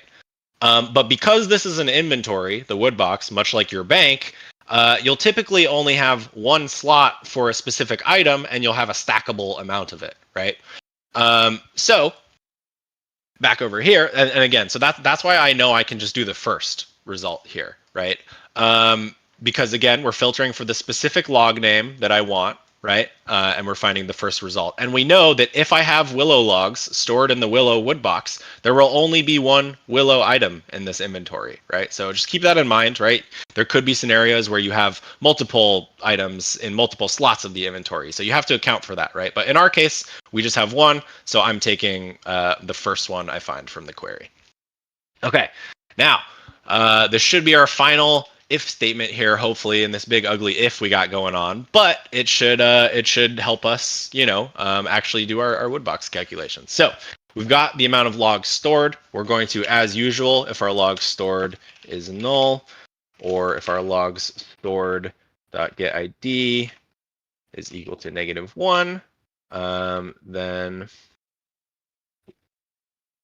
we didn't find logs in the wood box, right? Because again, this is a query against the wood box using the logs that we found in the inventory with our log pattern, right?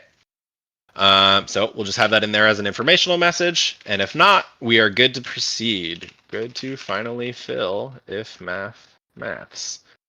Okay. So now we've got all the information we need finally. It got a little bit messy, right? You can see how these things get complex, right? And I hope this is another good example of why the script states are so important, right? Imagine you had this big chunky if just in your on loop, right? And your on loop had all of these big chunky ifs. Like it would be really hard to figure out what's going on and where and why. Okay, so here we go. Finally, we've reached the logic where we can potentially do our filling, right? We found our wood box, we calculated its capacity, we figured out the types of logs that we want to store in it, and then we also found how many of the logs in question are already in the box. So if our logs stored, and remember, this is an item, right? So I'm going to want to access the get stack size, right? Because remember, over here, it's just a stack, right? It's a stack of 27 Willow logs in this case. And so we're going to get our stack size. And if our stack size is greater than, even though it would never be greater, but I'm just going to do it just in case, greater than or equal to our capacity, well, then we can't fill, right? Our wood box is full, and we should actually bank. Right, and so now I'll finally add back this this bot state line here, right, where we actually switch it over to banking, right, and we'll give it, this same return time just cause, and now you can see, right, in this case our inventory is full, right? That's the first thing we check in this chunk of code, right? And now we've gotten to a point where the amount of logs stored in our wood box is equal to the capacity or greater. I mean, greater, of course, you've broken the game at that point. That would be impressive. I'd like to see that if you did that. But this should still catch it, right? This could just as easily be an equals equals. I just feel a little bit safer, I guess, doing greater than or equals to. I don't know. Just a preference thing, I guess. So then we'd send it to our banking state, and then, we'd go to our banking code and handle, okay, opening the bank, depositing the wood box, depositing the logs, and etc. So we'll get to that in a moment. But now, remember, so this is when we can't fill it, right? But the flip side, if our log stored is less than our capacity, right? So that's the else here, right?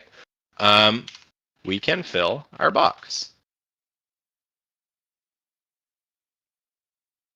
Right. And so now what we can do is actually fill the box. And so I do want to give you a more detailed example here. Again, you could just rely on the backpack class here and, do backpack interact and whatever you want and fill the wood box, right? But I want to show you, I want to do it with a component query because that's what will actually show you, that's how the backpack class is doing it behind the scenes, right? So I want you to understand how it's actually working and not just, using the class that we provide. Although generally speaking, you should use the classes that we provide. Okay, so let's do a component query, right? And so if we remember, components are pieces of interfaces, right? And we know that this is our backpack and it's an interface, right? And I think I mentioned it before. If I didn't, apologies. But one of your most handy tools is going to be this mini menu overlay here.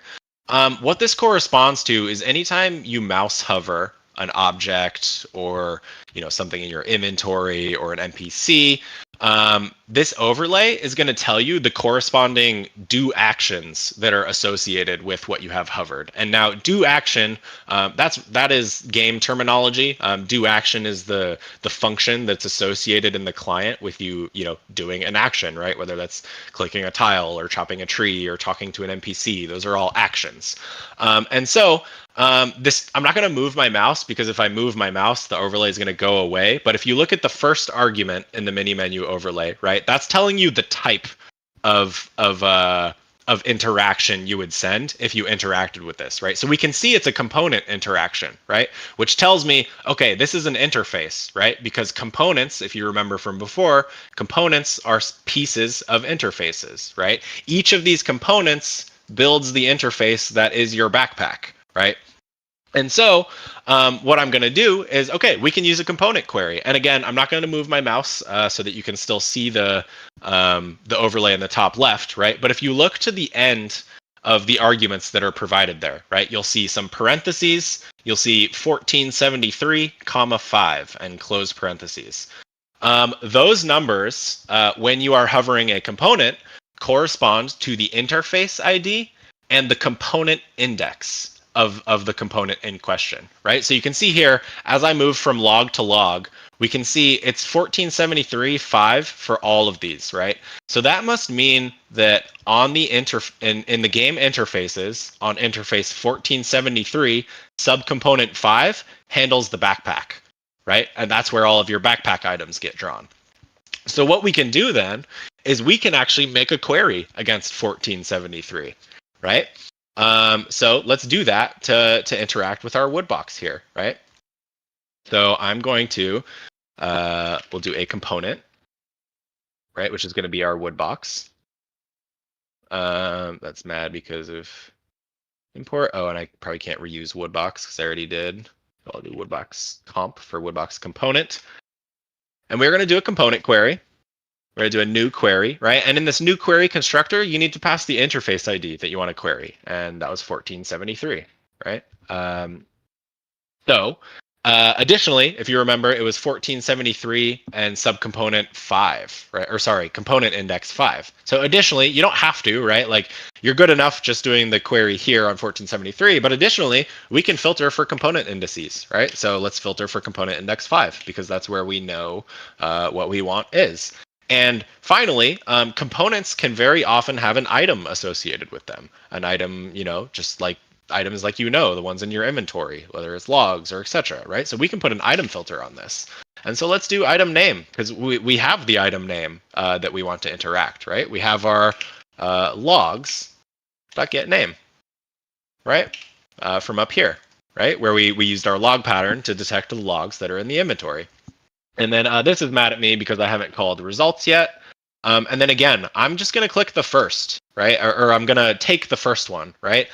Maybe potentially a better way to do it is random. It doesn't really matter in this case because there's only one wood box, so I'm ever only going to find one wood box. But you know, if you say we were like interacting the logs, right, and you wanted to click craft or light on them, it wouldn't be a bad idea to, you know, do random here maybe, right? Instead of first, right? Because if you're doing the logs, you're going to get 27 of them, right? And maybe you want to click a random one instead of the first one every time. That's up to you, right? So anyway, I'm going to switch this back to first for now. And so this should give us one of those logs on our component, right? And just as always, right, we're going to null check it. So if our component is not null, then what we'll do is we'll interact it, right? So filled woodbox, and then we will call woodboxcomp.interact, and we know the option is fill, right? If we look over at the game, the option is fill, right? So that should do it. Rarely do things work on the first try, so let's see what happens here. I'm going to get rid of this comment. But luckily, and actually, you know what? I'm not following my own rules. I'm going to put a print in here. Moving to banking state. Okay, awesome. So I hope you stayed with me during that. I know that was a big, ugly chunk of code. And let's see if it's working. Settings, console, and I'm going to get rid of the inventory debug. I'm going to get rid of the mini menu overlay. Okay. So we've got our full inventory, we've got our wood box, we've got our capacity calculations. If we have done this correctly, I'm going to click the start button here. It's going to fill our wood box. It's going to go back to the top of our on loop, right? And then it's going to say, hey, well, our inventory is not full, so it's going to skip all that, right? And then it's going to come back to our code that checks the animation ID and interacting with the tree, right? So let's see if we did it. Filled wood box, false. Okay, so it looks like we found a component, right? But I might be sending the wrong interact potentially. So let's troubleshoot. Wood box fill. So something that I may need to account for here is the actual option itself on the wood box, right? So remember, I'm trying to click an option of fill. And I might be getting unlucky here. So these interfaces have a ton of information on them. It's not uncommon that the item name or like the item ID that you're trying to filter for is present in many places in the interface, right? And so you'll notice I queried for the item, or sorry, I filtered for the item name here, but I didn't filter for the option that I'm interacting with. So I think that might be my problem here. So let me add the option, and then we're going to make sure that the component that we're finding, right, has an option of fill. Because chances are I found a different component in component index 5 that has a wood box, but doesn't. Oh, no, actually, never mind. I see my issue. I just did something stupid. Does anyone see it, possibly?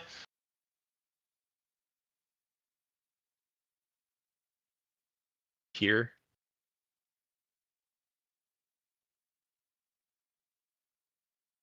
No, okay, that's okay. Well, it's this. This was my stupid. We're looking for the wood box, right? And I gave the log name. Big brain stuff right there. So this needs to be woodbox dot get name, and that makes sense why my component didn't interact, right? Because I was finding logs and I was trying to call fill on logs, which do not have a fill option. So of course my interact failed. So let's try this again, right? We've now fixed our woodbox name. We've fixed our fill option to be accounted for in the query, and now finally we should, you know, hopefully see some success here. It's good news though that we know we reached our logic here for filling the woodbox, right? So, which is promising, right? Because again, my woodbox is not full, so we should be reaching that logic. Okay.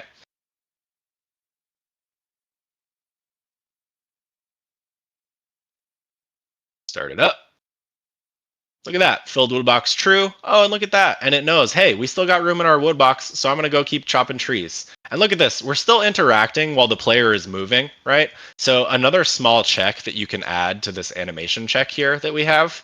Where the hell did I put it? Here. You can check And we'll just add some additional information, maybe. Player moving.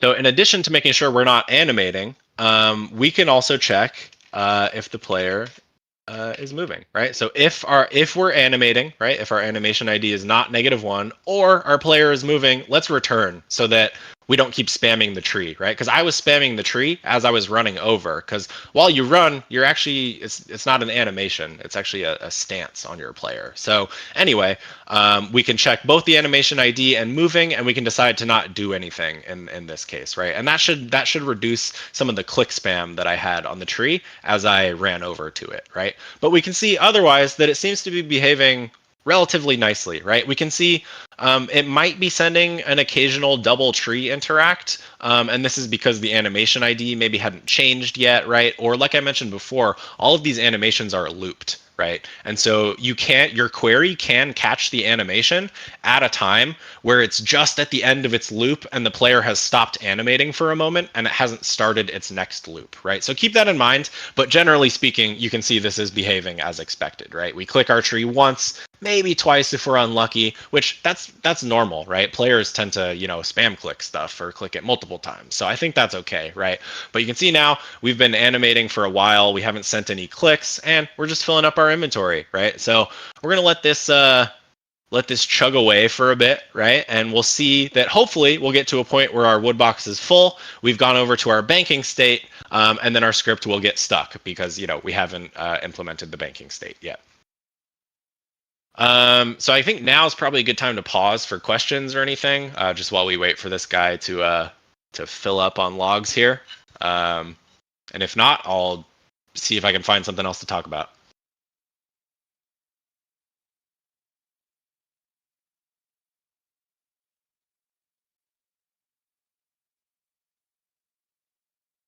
Okay, well, I'm going to brute force it then.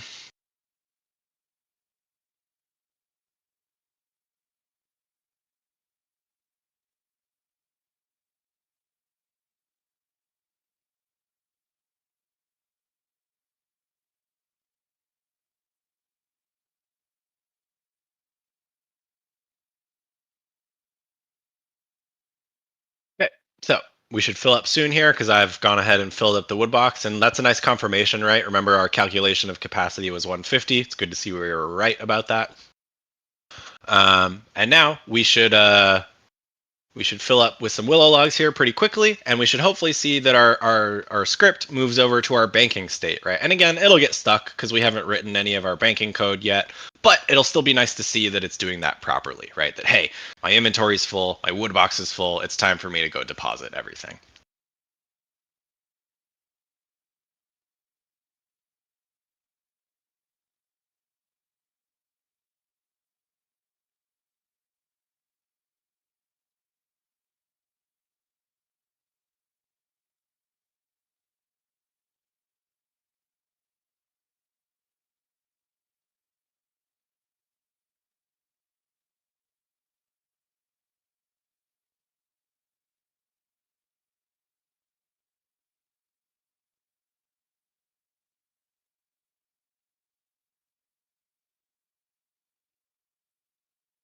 No, I don't think so. I mean, if you're super worried about it, so I guess for the recording, the question is it bad to interact a few times while the animation ID is -1 because it's running to it?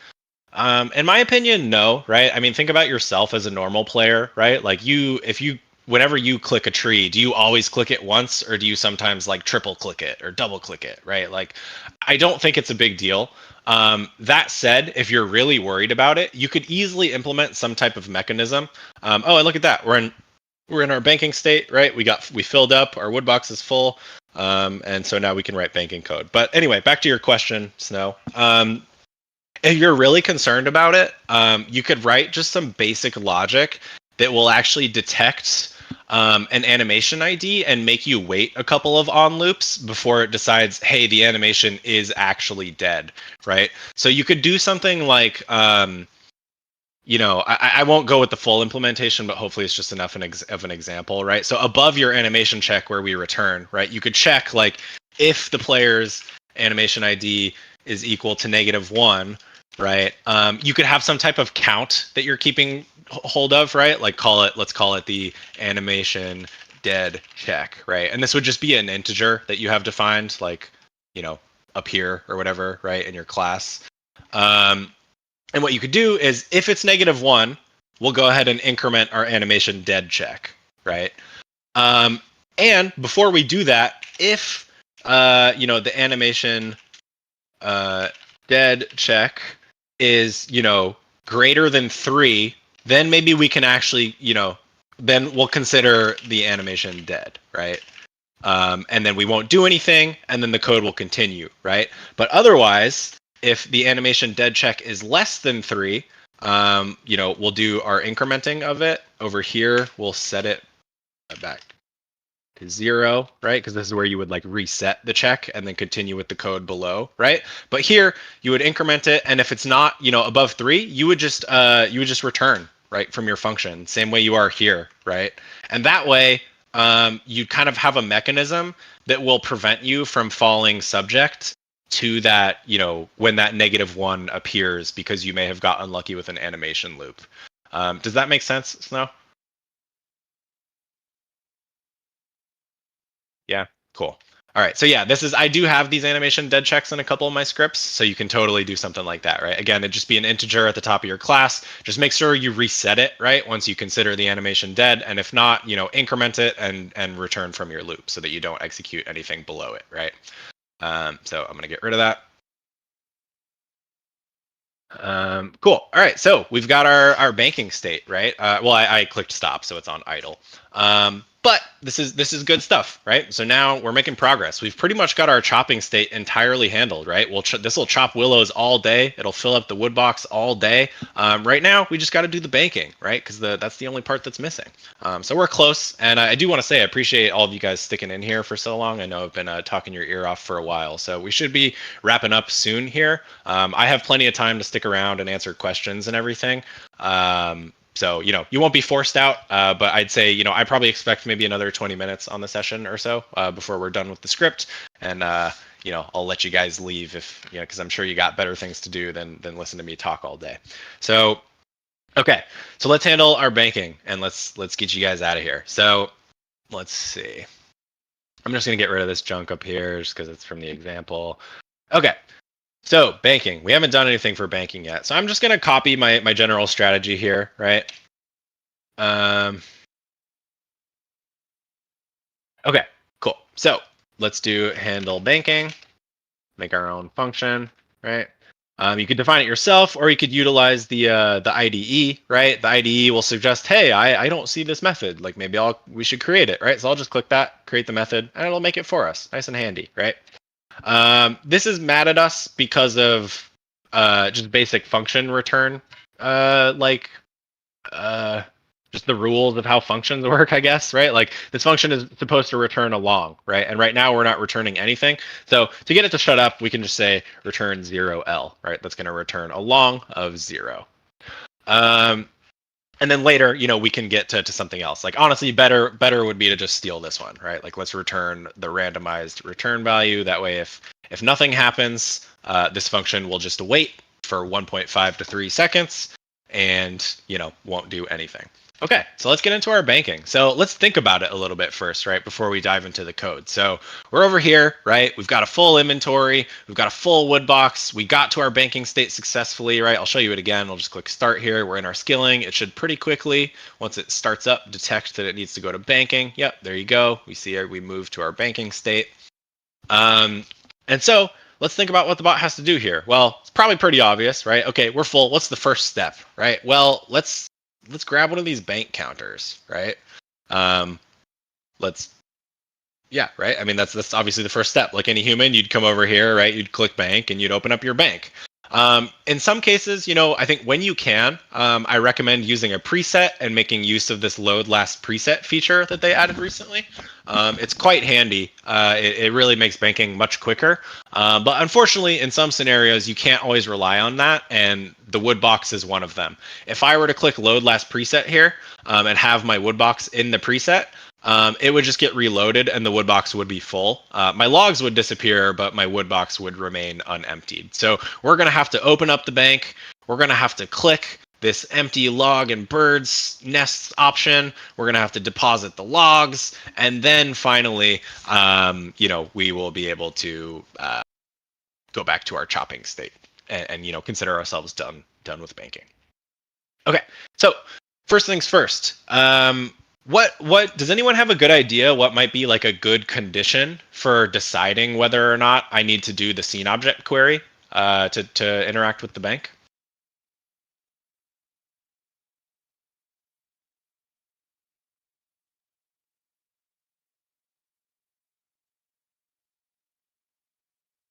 So the question is, so we're about to bank, right? We're about to handle the banking state of the woodcutting bot. And so the question is, what condition should I check maybe to decide whether or not I want to send, my object query to interact the bank? So good guess, Snow. We're already at max capacity and we already determined that. Yeah, bingo, Mike. That's correct. So if the bank is open, right? Because, the alternative is, we reach this banking code and we just send a bunch of scene object interacts and we keep clicking bank, kind of the same way we did with the tree, right? Like you just keep clicking bank, right? And so Mike is exactly correct. The bank, like everything else you use pretty much, is an interface, right? This is an interface. And if we look at our overlay, we can see, probably a little bit hard to see with the water there. You can see it's interface 517. And the inventory here seems to be component index 15, right?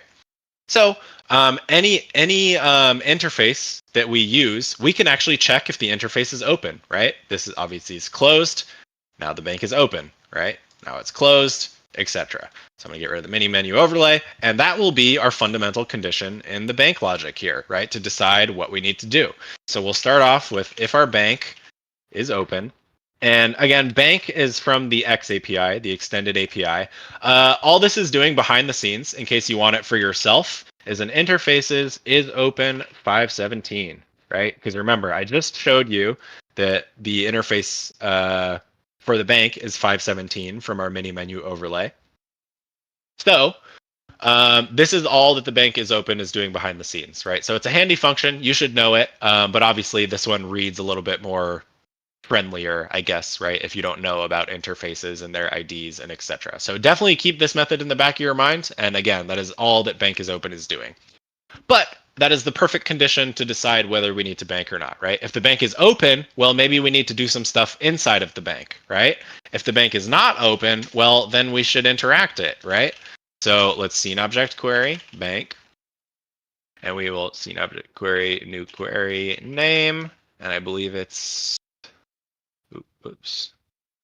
I believe it is bank counter, capital B, capital C. Okay. So it's going to be bank, or no, sorry, counter with option bank. We're going to take our results. And, so we could do something like the, oh, that's not results, results.nearest, right? And so we could do something like nearest, right? Why is that? Oh, right, because this is a scene object, not a scene object query. We can't take the nearest here, right? I think for the purposes of the example, it's okay. Maybe we'll make it a little more complex, actually, just for the example. Because does anyone see what the problem with like just using nearest might be this whole time for the bank? Like, what could go wrong if I'm just using nearest?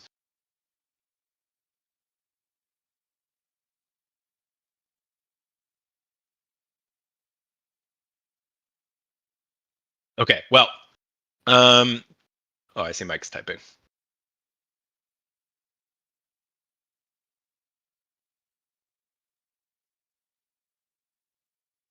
I'll run over here to illustrate the example.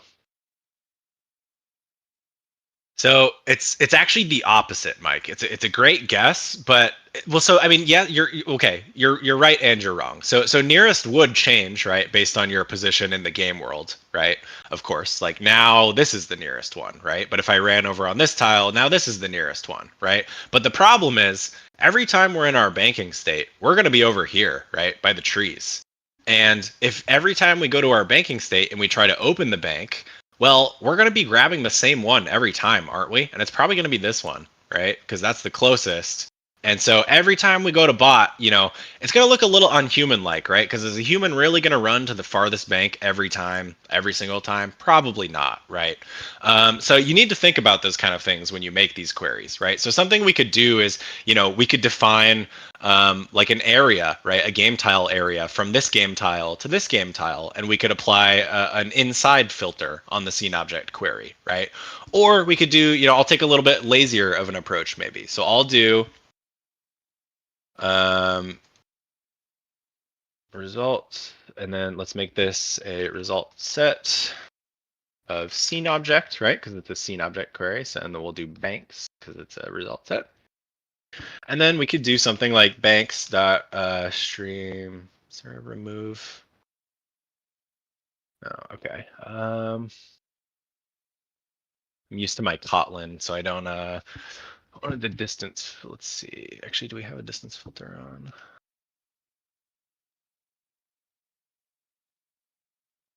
No. Okay, so it seems like area might be the best way to go about it then, actually. So let's do that. So do that real quick. I'm going to get the game tiles here, which you can get from this local player debug. I'm not going to open that on screen because that will show you my username. So give me a second here. But I'm going to run over to the tiles. I'll show you again which tiles I'm actually grabbing here in just a moment. Okay, so I'm doing it over on my other screen. And let's define an area. Draenor banks. And this will be a new area.rectangular. And I believe you can do top left to bottom right or bottom left to top right. I don't think it matters. For me, my brain just likes bottom left to top right. I don't know why. So what we'll do here is this area is going to take two coordinate objects, right? And it'll be the bottom left and the top right coordinates that I'm going to put in. So I'm getting this from the game right now, from the debug local player menu, and it looks like our, if I show you just like a little bit of my character without the debug menu, right? Like you can see, oh, there it is. Great. I already did it. Nice. Okay. So anyway, this is our coordinate, which is going to be 3090, which is the X value. It's going to be 3239 and 0, right? So that's our bottom left coordinate of the banks. And then our top left, I'm going to run over to the top left, is going to be 3092, 3248, and 0.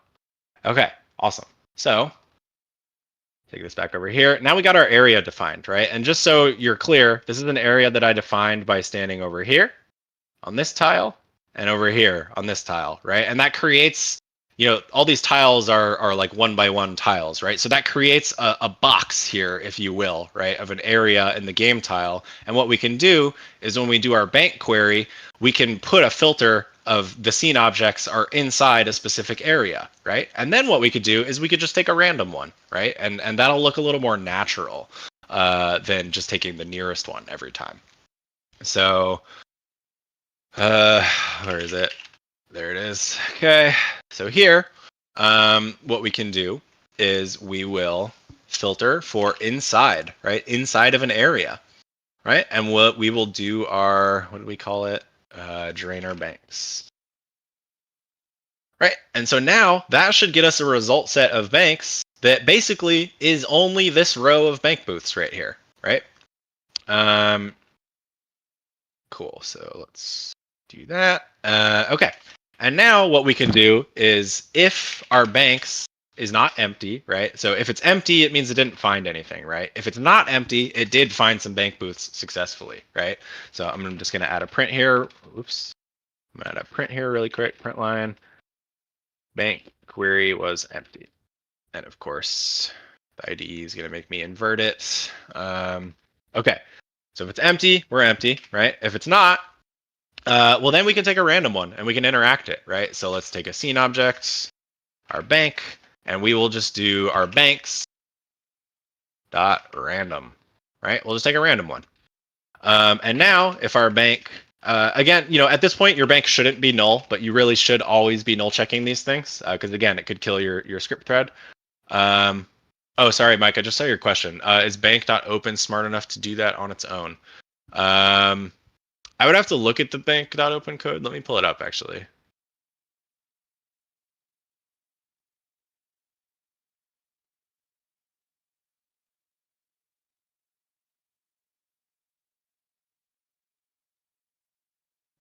No, it looks like a much more generic banking. Like, so it'll find banks that are close to you. It will sort them by distance, it looks like.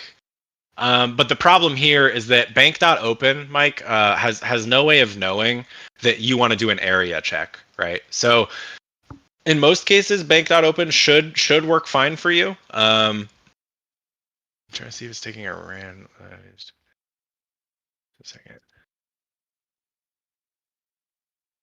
So I think bank.open should work fine. Like, it's not going to have the nearest problem that we would have had from our own implementation, but you're not going to be able to do specifics like checking inside of a specific area, right? So it kind of depends on the use case, right? Yeah, potentially, right? So the question is, so if you navigate to a bank's lobby and then do bank.open, you might get a more natural look. Yeah, definitely potentially, right? It kind of depends how far away you are from the bank, right? Like if you're close enough to just click the bank, that's normally what a human will do, right? But if not, yeah, you might want to kind of run to it and then interact it. It's totally up to you and how you want to design the behavior of your bot, because the biggest threat to you as scripters on BotWithUs and the accounts that you're botting on is other players thinking that you look like a bot and then reporting you, right? And then having a JMod review your account. That's pretty much the only way that people get caught with BotWithUs. So it really is important to be thinking about that type of behavior and how your script appears externally to people, right? Like another example on that topic really quick is the delays that I have in our handle skilling, right? Like when we're chopping trees, we delay for a second, half a second, a second and a half to 3 seconds, right? If this was like, say this was like 150 and like 300, our bot would look pretty unnatural chopping new trees, because pretty much the instant that the tree goes down, it would start chopping the next one, right? Because our return value is so quick, right? So point being, you definitely want to think about that outward appearance of your bot, right? And making it kind of look natural like a human. Okay, back to handle baking. Okay. So here we've got our random bank, right, from the ones that we queried in the drainer area, right? And so say, yay, we found our bank. And if we found it, well, let's interact it. So interacted bank. And again, these interact functions always have a return value of whether it was successful or not. So it's always really nice to print those. And so the option is bank, it looks like, based on our query. Cool. And so what this should do now, right? If the bank is not, if the bank is open, it won't do anything. If it isn't open, it's going to query the bank and try to interact with it. And now the bank is going to suffer from the same issue that our chopping state did, right? It can fall subject to those animations and the moving checks, so that it would keep clicking the bank until the bank was open, right? So same way as before, I'm just going to add this code up here, right? That should stop the banking from happening if we're animating or if we're moving, right? Because if we're animating or we're moving, we can probably assume that we've clicked the bank. In this case, we actually probably don't even need the animation check. We just need the moving check. So I'll do that for now, and let's see if that works. Right, because it would be, the sequence of events would be, okay, we're not moving, right? We come down here, we check our bank, it's not open. Okay, we query for the banks, and then we interact the bank, right? And then we wait 3 seconds or so, right? And at that point, our player should be moving, right? So the next time handle banking comes around, it should say, oh, hey, hang on, I'm moving, which probably means I already clicked, right? So you know what, I'll wait a little bit and we'll try again. And then, after you've reached the bank, of course, we'll then get to the part where bank is open, and we'll say, we'll add a print here just so we can see it. Bank is open. Okay, let's give that a try.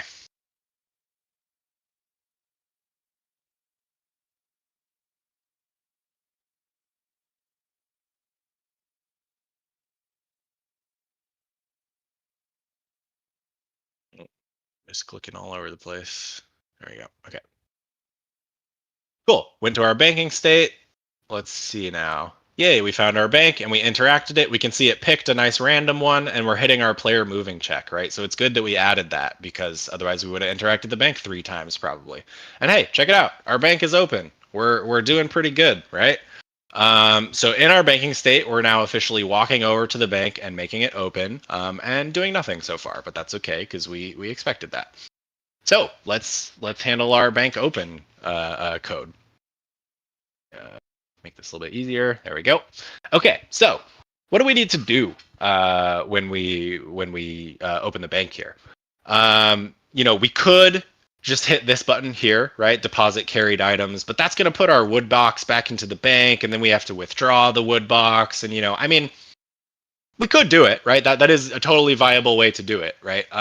But I think in this case, what I'll do is let's do it as if we were kind of a normal player, right? And what I mean by that is we open our bank here, right?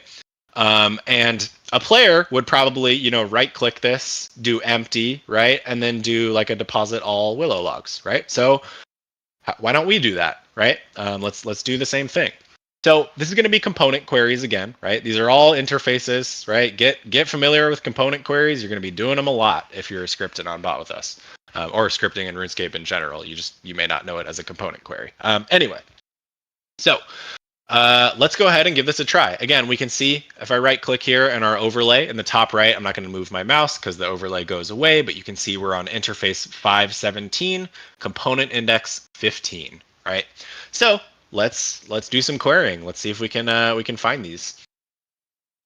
All right, so I'll move over here and we're in the bank. So the first thing we want to do is we probably want to find our wood box, right? Because we know we have the bank open and we know up to this point we have successfully filled up our wood box. So one of the things that we're going to want to do again probably is copy our inventory item query, because we're going to need some logic in our code here that knows, hey, did I deposit the wood box already, right? And based on what we've seen so far, how do you guys think I could check that? How would I check if the wood box has been deposited?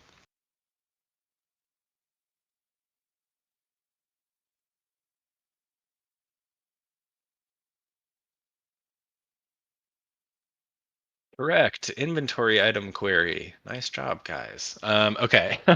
So we'll do the same thing, and we already have this code, so we can probably copy it from over here. So we need this code essentially, right? Or well, really, we kind of need all of it actually. So let's see here. So first, we're gonna find our wood box, right? If our wood box equals null, or our wood box dot get ID equals -1, then wood box not found, right? And in which case, then we just don't want to do anything, right? Maybe the person's not using the wood box, right? So maybe we just don't want to do anything, right? And that's fine. We'll print that. We'll move through the rest of the code, not this else, right? And then basically we'll just hit this return and, we'll do the rest of the banking code if it's applicable when we get there. But hopefully that makes sense. So if the wood box is found, well, then we need to find our logs, right? And then we need to check our capacity and our size again, right? Which we kind of already did over here. So if you were doing this in a way that wasn't messy, there's almost certainly a way to move most of this code to a function that I could reuse, in both of my handle banking and handle skilling functions. I'm just not going to do it for now, right? Like maybe that's a good exercise for you guys to do after the fact when I commit this. Refactor this function. Refactor this into a function so that it's not repeated in handle banking. And that could be a good practice for you guys. So keep that in mind, right? That would be the right way to do this, right? So that we just have a simple function call in each of these and we don't kind of duplicate this code because we're about to write a lot of duplicate code, basically. Just keep that in mind. Okay, so our wood box is found and we're going to then find our log stored. So yeah, we basically want this chunk here, and then we'll repurpose a good chunk of it. So I'm going to come over here. We're checking for our logs stored, which Oh, I didn't get the log query, which is this one.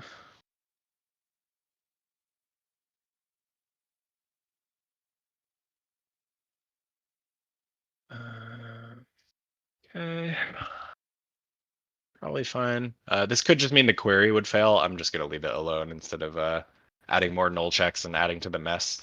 Okay, and then we also need our capacity, which was over here. And we can calculate that capacity right up here. Okay, so got a little bit messy in the banking code, right? Again, due to lack of function. But basically we're doing the same thing, right? We're calculating our wood box capacity so that we can understand, did we deposit it, right? Is the amount of logs in the box, was it emptied, right?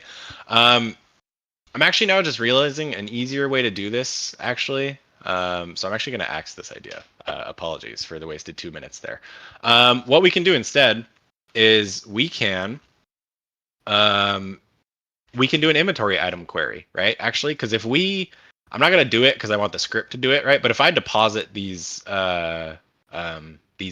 logs, this is gonna be empty, right? This wood box, that inventory, like we saw before, right? The inventory will be empty, kind of like the rest of these, everything else in the wood box, right?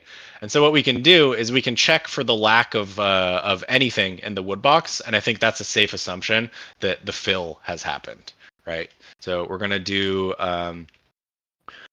let's do a result set of items, and we'll just call this our logs in box, and we will inventory item query, and it is 937 is the inventory ID. Yep, that should be good. And then, so remember, this is never going to be empty, right? Because again, inventories have this, they still put an item in there just with a -1 ID. So it's not going to be empty, but what we can do, right, is if box stream dot any match, right? And so what this is cool. So a stream is like it's a handy Java type that they provide in the util package, basically. And it's really cool because what we can do is we can apply these types of functions to all of the items in the result set, right? So I can say if any of the logs in the result set match a certain condition, well, then, we need to do X or Y, right? So what I can do is this is going to take a lambda function. And so what that means essentially is I can say item here, right? And I will point that item to what I want to do with it, essentially, right? And so these functions are really cool because it allows you access to the item that's in the result set that you want to check the condition on, right? And so I can check if any, or actually I probably want none match, actually, instead of any match, right? So I want none match, and I want to make sure none of them have an ID of -1, right? So if none of them have an ID of -1, that means we found logs in the log box, so we need to deposit logs from box. And if we didn't, so none match, but yeah, and if this becomes false, that means, wait, sorry, hold on, I need to think about this. I think I messed this up. Okay, yeah, this would be a not equals. Sorry. Okay, so basically what we're saying, if none of them match this condition, right, then we're okay, sorry guys, tripping myself up here. Basically, okay, I got it.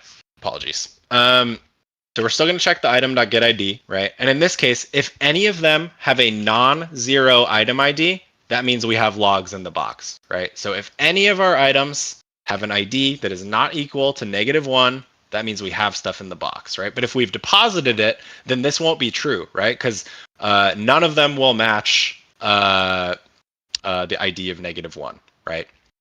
So in this case, this means either box was empty or we deposited,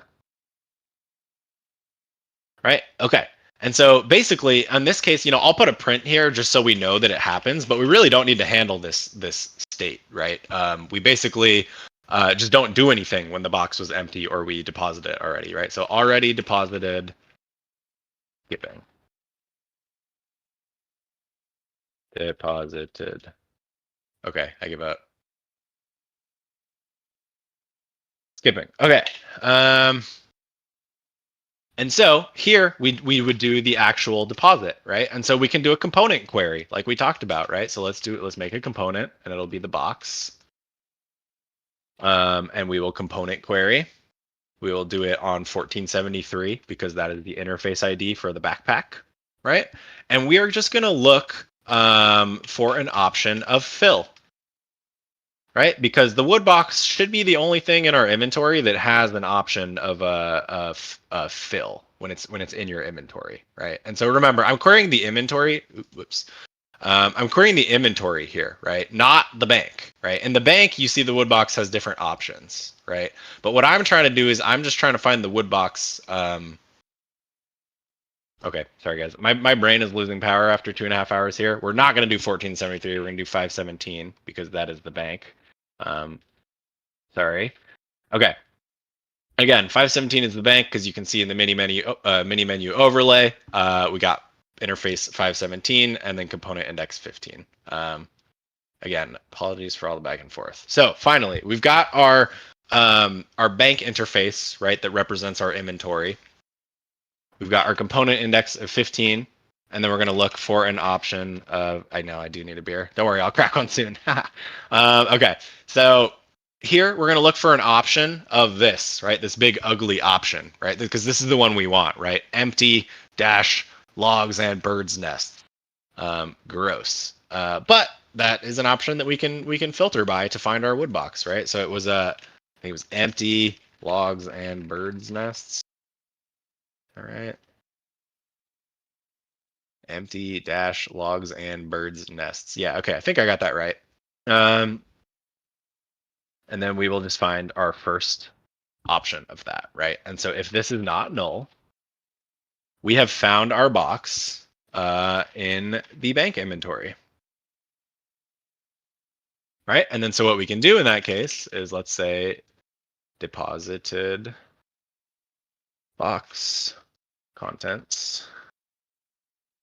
And we can do box.interact. And it's this.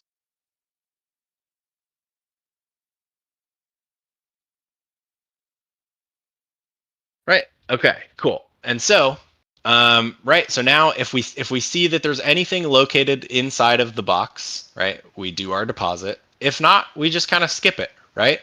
And then so we can handle that first, right? But while we're in here, I may as well add the logic for depositing the logs as well, right? So we need to deposit our logs that are in our inventory, right? And so what we're going to do here. Yes, this is true. Brain power is needed for coding. So, okay. So what we're doing now is this code should kind of statefully handle whether we need to deposit the wood box, right? We found our wood box from our inventory, right? We query the logs inside of it. Actually, am I using this at all? I'm not using this at all. So this is just leftover. We actually don't need that query. Was just left over from the implementation I was trying to do before. So again, sorry for the mess. But what we're doing here, right? We're inventory querying the wood box. If anything is located in that wood box, or in other words, if any of the item IDs in that wood box are not -1, that means we have logs to deposit. Otherwise, we do not have logs to deposit. And so now, because that's statefully handled, right? Let's say we've done our deposit, we're good to go. Next time it comes around, we should reach beneath, the code down here, right? And so now we need to handle depositing the logs, right? So if, let's see, what's a good way to check if we still have something in our inventory? How about this? We could look for an item that has an option of deposit on it, right? If we have oh, well, no, so that'll pick up our wood box though. Let's look for the deposit all function. How about that? Or the deposit all option. Let's give that a try. So we will do a component query. Logs for deposit. This will be a component query, new query. This is on 517, component index 15, right? Again, got that from the mini menu overlay. Yes, presets are definitely preferred, right? But in some cases, you know, a preset might not work. I mean, you could still use a preset for in this case, right? But you'd have to withdraw the wood box from the bank every time, right? Because the only way you can get the wood box to deposit its contents is if it's not part of your preset. So yeah, there might be cases where you need to do banking yourself, maybe not, right? It kind of depends. But yeah, definitely I recommend using load last preset whenever you can. Okay. And like we said, we can look for an option of deposit all. Now, this might be kind of a doing that result step first. And I keep doing that too. Okay, component. So it's a little bit of an assumption, right? But I'm working on the fact that the wood box does not have a deposit all function, right? It just has sorry, I keep saying function. It doesn't have a deposit all option, right? It has a deposit one, but we can see the logs here have a deposit all, right? So I'll probably just rely on that. It's a little bit lazy. There's cleaner ways to do it. But I am going to use that for now. If you're depositing lots of so yes, no, you would want to delay in between, and we would kind of add that naturally each time that you do an actual deposit. So I'll show you that in just a moment. So let's assume we found a log for deposit, right? Which would mean this is not null if we found one that we want to deposit. And then we would, of course, tried to deposit log. And then we would logs for deposit, interact, and we'll do deposit all. Cool. And then what we could do is, you know, for example, let me take this out of here and I'll just do like a Boolean success. And we'll set that equal to our actual interact. So this will fire the interact, right? I'll put the Boolean in here just so that, you know, it still prints the result. And then what we'll do is if success, well, let's return a randomized weight, right? And then that way, we're adhering to the state-driven architecture that we talked about earlier in the presentation, right? By returning here, we're doing exactly what you said, Snow, right? We're implementing a natural wait in between the attempts to deposit different items, right? And then the next time this on loop comes around, it'll determine its state, right? It'll see that the bank is open. It'll see that, you know, maybe the wood box was already deposited, and it'll see, oh, I still have an item to deposit. And so it'll kind of continuously loop and deposit these items until there's nothing left to deposit, right? And so at that point, right, we can say if we've passed the code in both of these functions and there's nothing left to deposit, we can probably assume we can go back to our skill state here, right? Because if our bank is open and our logs have been deposited from the box and we're not finding anything in our bank inventory to deposit anymore, well, I think we're good to start chopping again, right? That probably means we've deposited everything. So here, if we finally reach the code down here, right, we can set our bot state back to what was it, skilling? Yeah, skilling. And then, you know, we could either implement a specific return here, or because, you know, this is just kind of the end of the if statement, you know, this is the else, so this code won't run. It'll just come down here and it'll do this default return at the bottom. So I just implemented a lot. Let's see if it even works out of the box. Probably won't, but let's give it a try.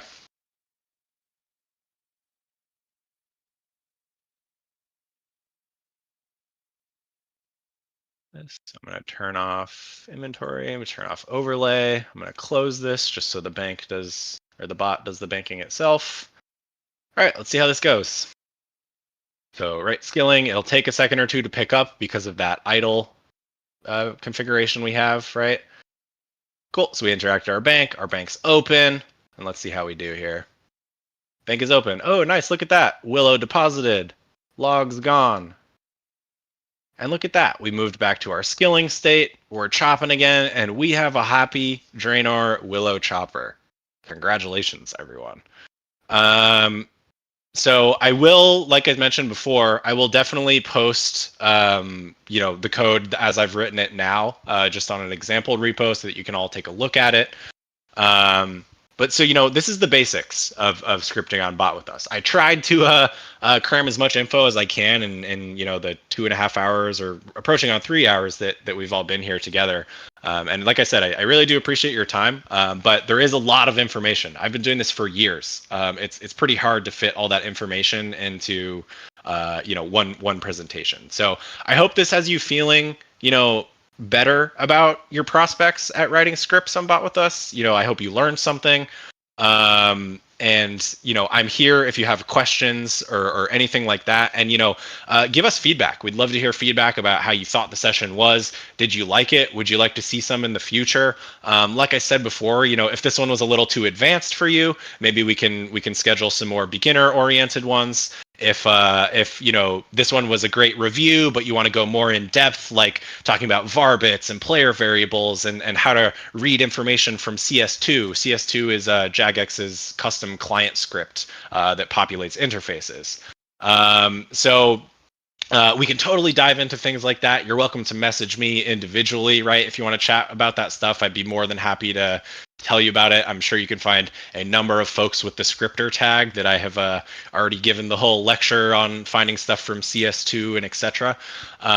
So yeah, thank you guys for the time, and thank you for the patience. I know I kept you here for quite a long time. So at this point, I'll probably just open it up to questions if anyone has any questions, anything like that. Otherwise, I'll get this example on GitHub for you guys. I'll send you the link. I'll send you the final slides and everything. And yeah, I think that's all I got for you guys today. So thank you for the time.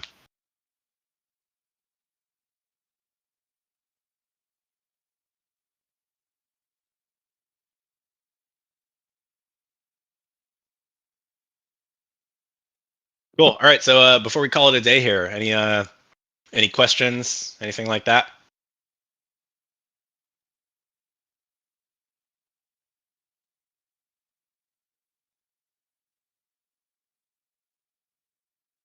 All right, awesome. I will take silence as a no. I appreciate some of the feedback in the chat there, guys. Thank you. And like I said, you're a way to highlight. What do you mean by highlight?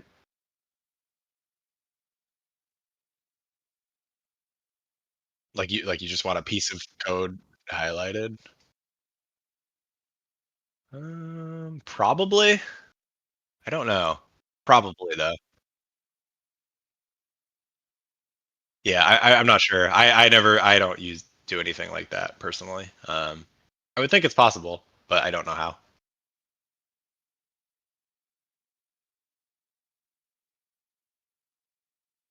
Pathfinding example. Okay. So we can talk about pathfinding. Yeah, we can talk about it a little bit. I don't think it's worth getting too invested in a pathfinding conversation right now because that's actually something that we're going to do basically all of the heavy lifting for you on. If you've seen the showcase channel or some of the announcement teasers we've been posting, but we're very close. Like we have a proof of concept. It's already working in our development environment, but we have a navigation system that we'll be providing to you guys. Effectively, all you'll ever need to do is you'll just say, navigation.walk to and give it the tile, like the tile coordinates, and it will handle literally everything else for you. That said, if in the meantime you want some kind of basic navigating or pathfinding, I would suggest relying on potentially region IDs. Region IDs is a good way to make sure you're in the area that your script expects. You can get the region ID from your player's coordinate. So let me just show you what the code might look like. So I'm just going to type it here. But player get coordinate. Oops, that's not coordinate. Dot get region ID, right? So this will give you a almost like how item IDs work, right? But regions are, tiles, right? Tiles are kind of one by one, and the tiles make up the whole game world, right? But for Jagex, they need to be able to look at regions from a little bit higher level of a view, right? So we have what are called region chunks, right? And those are typically a chunk of 64 by 64 game tiles that will have a specific ID associated with that portion of the map, right? So for example, like let's say you're making a rune crafter, right? That runs like the Abyss in Edgeville. there is a specific region ID that corresponds to Edgeville, right? So you could easily have, like, you know, your runecrafter is supposed to start at Edgeville, right? So you could easily have some code that would check, hey, if my region ID is not equal to the Edgeville region ID, well, I probably need to perform a teleport there, right? So I'll do like a lodestone teleport, or I'll use like the wilderness sword, because the runecrafter would be expected to have a wilderness sword probably, right? Okay, let's see. A number of questions. Hold on, let me. But Mike, generally speaking, for pathfinding, if you wanted to do something yourself in the meantime, and you need yourself, you know, needing to be able to traverse like you know, say 150 tiles, I would recommend a Bresenham algorithm. I'm not sure if I'm saying that correctly. 1 second. Bresenham algorithm. Yeah. So it's super basic, right? But it'll take 2 points on a line essentially, right? Or two points on a graph rather, right? And draw a line between them such that it finds kind of the tiles that are sort of the middle ground along the way. So you could easily, you know, have like a recursive function that says, you know, if my distance to my target tile is above like 30, let's say, you know, cut it in half and walk 30 tiles along this Bresenham line and, you know, continue, right? But again, I really would recommend not investing too much time in pathfinding. Bresenham is actually already available to you in the extended API as well if you want to make use of it. But again, the navigation system that we're going to make is really going to solve all of this for you, right? You'll just say, take me here, and it'll do everything else, right? It'll navigate dungeons, it'll navigate shortcuts, it'll take teleports if that's the quickest way, right? So we're trying to take away some of the difficulty of that, right? Because I'm sure, like, you saw how complex, you know, the code gets just trying to bank some silly like logs and stuff, right? Like, I mean, this is an ugly function. Like, let's be real. This handle banking function, right? Like, that's ugly. And you know, that's only to deposit some items in a bank, right? So navigation gets messy really quick. And overall, yeah, I would say let us handle that, right? But if you have a more specific use case about navigation you need to ask, let me know offline, and we can take it together today. All right, give me a second to read through some of the other questions here.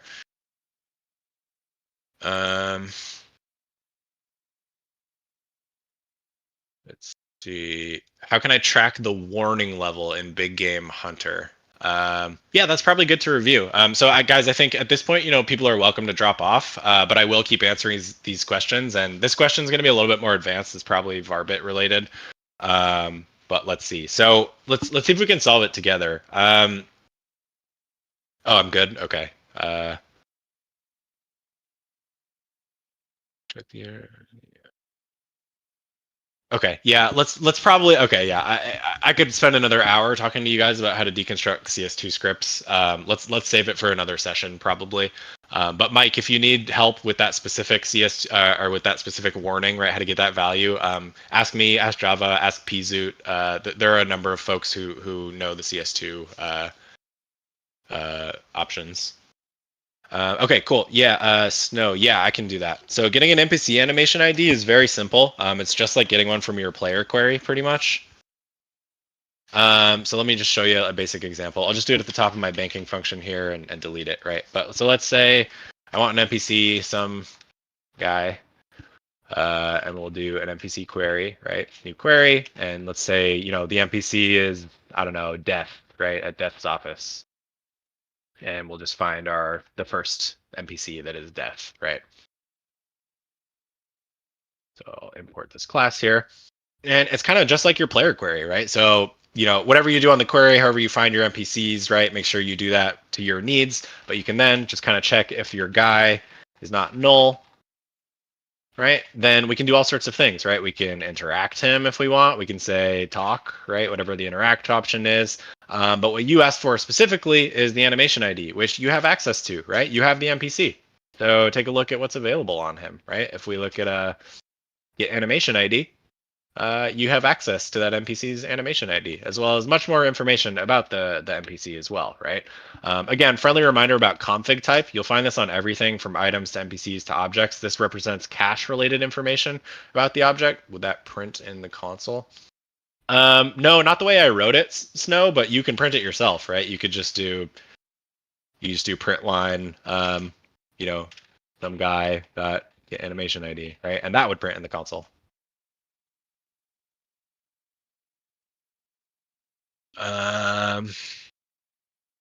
Okay, hold on. Reading through questions.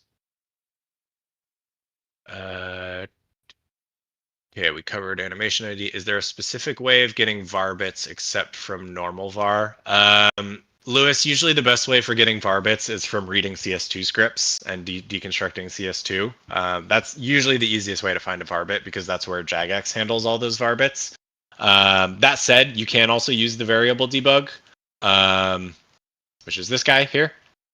Quite handy, but keep in mind that this variable debug is only for player variables, right? So player variables are a larger encompassing property, if you will, of variables, and then var bits are little pieces of those player variables, right? So player variable 1 might have 7 different var bits, right? And player variable 2 might have 25 different var bits. It kind of all depends. Jagex likes to use packed integers. So these are just big packed integers, and you read specific bits of the integer to get a value that you want.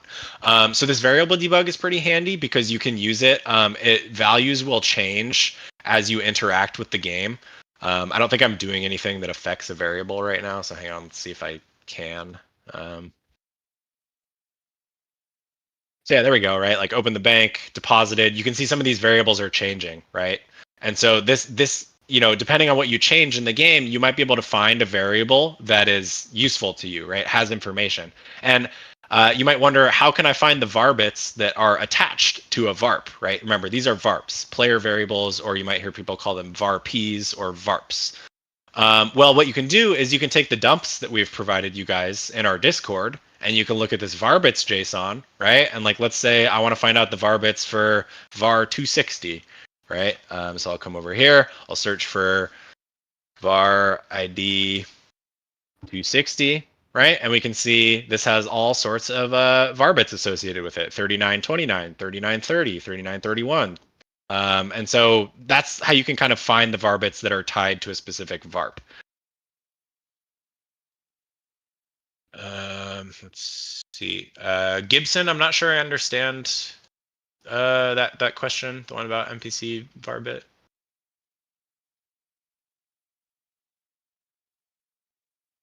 Snow, for Carapac, what I showed you would be how you did it, right? You would, you'd say Carapac, right? And you'd check, you check his animation ID, right? You'd have to do some data gathering, right? Because there'll be a specific ID for when he does the jump in the air attack, right? But you'll be able to find that ID, and then, if at some point, if some guy get animation ID, equals the jump, right? Like, do something, right? It's the same way, right? You have access to the NPC, you just query the NPC, and then you can access all the information on it and act accordingly.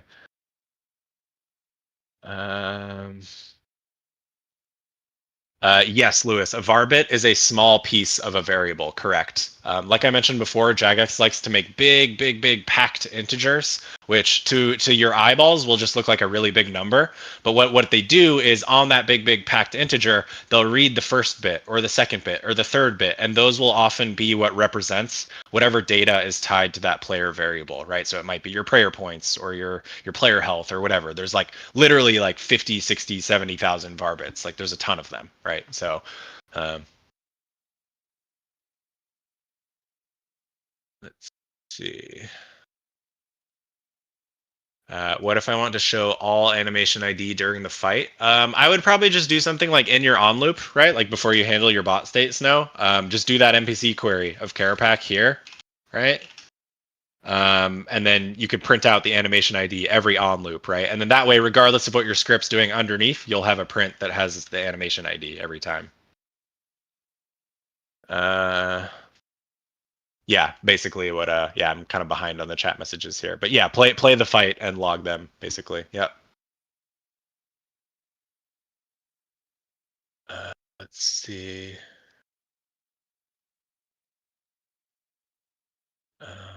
Okay, another question. I came across the stall in Lumbridge, which isn't a scene object, but the debug shows it as object 2. That if it's showing object 2, it's a scene object. There may have been something wrong with your query potentially, or another thing that you need to consider as well is in our example today, we've let's see. So we did we relied a lot on options queries today, right? And so what can happen sometimes is that the game will not actually have these options as part of like the cache data of the scene object. But what can happen is that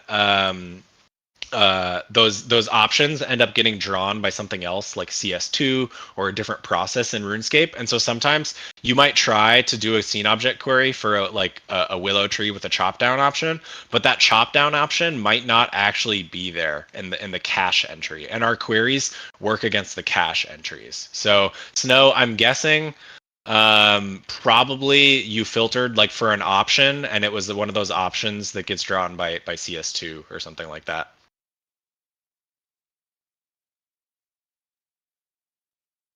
I mean, I'm happy if people got time. I'm happy to do a short CS2 demonstration. I don't mind. Let me see if I have something good for that.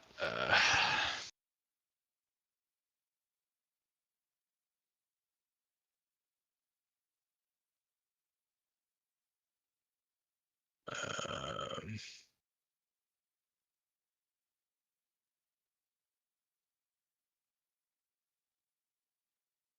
Wonderful. Okay, pull score will do. Okay, so can I go to Lumbers and do it on the Kicksaw? Yeah, I can do that in a bit now. Let me just talk about CS2 really quick. So CS2 is a custom language that Jagex wrote that operates on the client. It's called Client Script 2. And basically, it deals with dynamically populating all of the information that you see on all of the interfaces. So it's really important. CS2 is very, a very core part of how the client displays the game to you. And that's also why it's so powerful for us, right? We, as you may or may not know, BotWithUs supports executing CS2 scripts, right? So you can literally call the CS2 scripts that the client is. But more so, you can actually dig through the CS2 scripts, and we provided a 923 dump of CS2 scripts in our server, so make sure you grab those. But you can actually gain a lot of information from these CS2 scripts. Now, it's not going to be something you're going to be an expert on after I show it to you one time. It's tricky. I'm still not great at it sometimes. It's tough. Because the decompiler for the CS2 we have is not always correct, and it's a tricky flow to follow, right? But anyway, let's go ahead and show an example. So we're gonna try and get the pull score here. And how do I know this as CS2? Whenever you get those little tooltips that are drawing additional information on the screen, like here, the XP remaining, that is almost 100% always going to be CS2 related, right? It can also be like, I don't know if do I have any like buffs on my buff bar or something? No, I don't. Like this stuff here, the descriptions of abilities, like this stuff is drawn by CS2, right? So CS2 is like core to drawing all of the information about the game on your screen, including like things like the XP remaining in your item, right, or like the item charge remaining in your item, right? And so what we can do here is we can search CS2 for the string XP remaining, right? It's very likely that XP remaining string is hard coded, but that the 0, comes from a varbit or a variable somewhere, right? So let's do that. I've got my CS2 scripts just in this directory here. So I'm going to go ahead and search for XP remaining, I believe it was. So we're going to ignore items. We don't care about items. I care more about the CS2 scripts that it will find this in, and maybe I'll speed up my search a little bit. So we'll give that a moment. My VS Code has been pretty slow to search lately, so hopefully it finds it. P remaining. I don't think the capitalization should matter. If this doesn't work, I'll give an example that I sudo and I solved recently.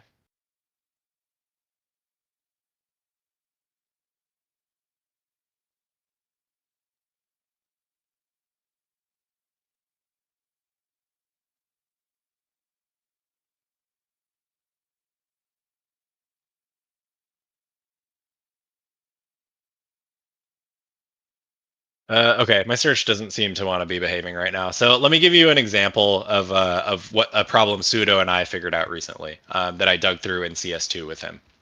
So as you guys know, you probably know about like the Grace of the Elves, right? Luck of the Dwarves, like those items.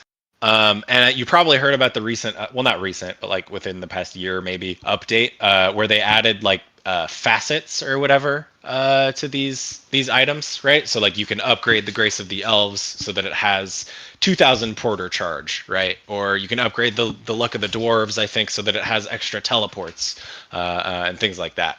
So what Sudo was asking me is, hey, I need to figure out. Let's see, what was it? He wanted to figure out when that enchantment effect was active, essentially, right? Like, is your Grace of the Elves upgraded or not, right? And I said, okay, so let's go ahead and do that, right? And so basically, in fact, I'll even show you just a screenshot of our DMs here. So this is what you get when you hover the Grace of the Elves, right? And so, like I said, all this tooltip information is usually written by CS2. Oh, you can't see my Discord? Oh, right, I turned on the streamer mode. Shit. Yeah. Okay, 1 second. I'll put it in the chat of the voice. So there's the screenshot. So this is, like the tooltip that you see whenever you hover over a lot of tools, right? And that again, most of that text is drawn by CS2, right? Some of it's hard coded, some of it isn't, right?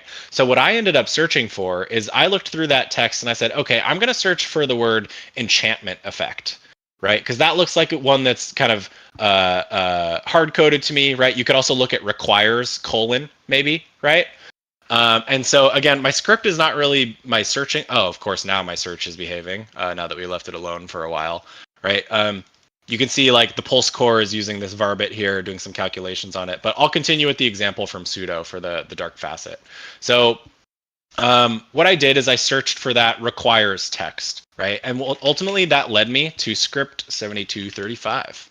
So we're going to check out script 7235. 7235. Cool. All right. Not much going on there, right? That just says, okay, that's running 7238. Oh, wait, hold on. Sorry, guys. It's a little bit confusing.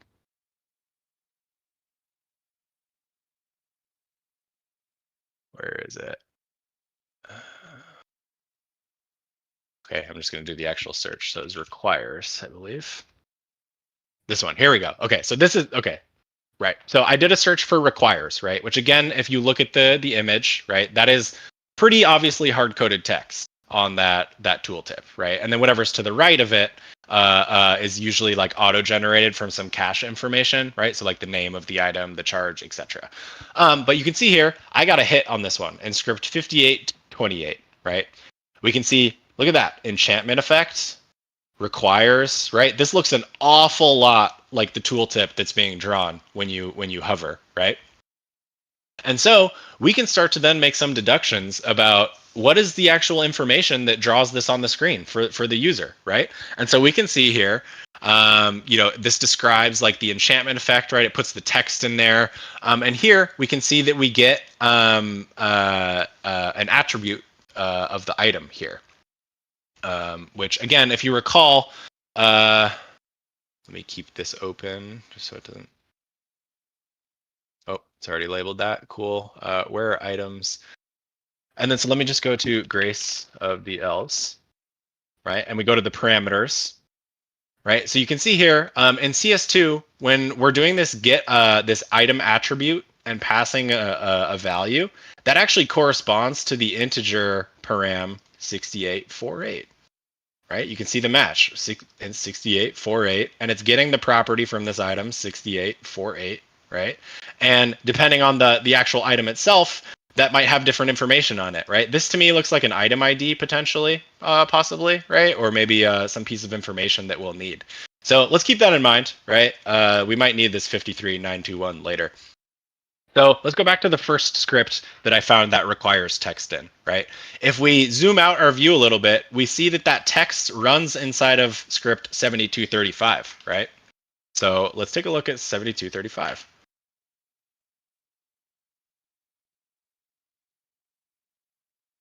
Okay, not much going on in there, right? Takes some values, returns those values, as the arguments of another script. So let's check out that script then, 7238. 7238. Okay. Let's see.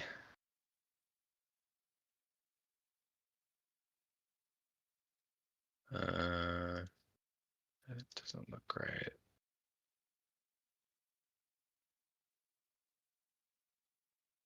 Just a second here.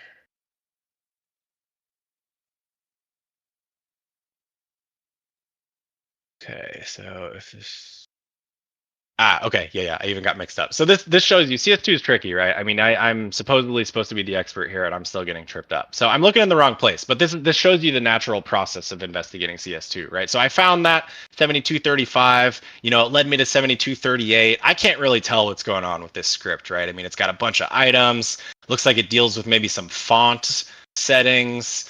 It's doing other stuff, but I don't think this is what's actually drawing the information about the dark facet, right? So I'm going to call this one a dead end for now. We'll go ahead and close that. So let's come back to our code here, right?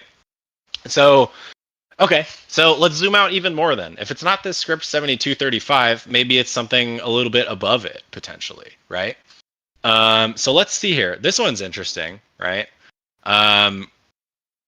It's checking an item attribute, right? So this one, I'm going to guess this item attribute here, 6845, probably corresponds to a Boolean, like a 0 or a 1, whether or not this is an object that has an upgrade, right? Like whether this is, has that upgradable Luck of the Dwarves or has that upgradable Grace of the Elves necklace, right?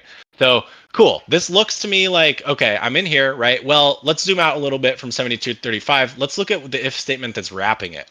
Script 12676. Now that's an interesting one, right? Because this looks a little different, right? If the return value of this script is 1, it looks like we actually draw the enchantment as well as the description of the enchantment and information about it, right? But if it's not 1, it looks like we draw the requirement, right? So it looks like we just found the condition that decides whether or not you have that facet unlocked, right? And whether it's going to draw the requirements or it's going to draw the unlocked enchantment effect, right? So what we can do now is, okay, well, this script, this looks like a great lead, right? Let's take a look at 12676. I'm going to go into 12676. Ah, great. Just returning 12677. So let's check that one out. Ooh, money. This is exactly what we want, right? And so now, check that out. We're reading a bunch of varbits, based on an argument that gets passed, right? And we return the value of this varbit, right? So if you remember where we started, ultimately, it looks like we're checking a varbit on the item, right? The item in question, whether that's the necklace or the ring, right? And if that varbit is equal to 1, it looks like we've got it unlocked. If it's not equal to 1, it is not unlocked, and it's going to draw, the requirements on the tooltip and that sort of stuff. And so how can we finally deconstruct this to know like which varbit is the one that we care about, right?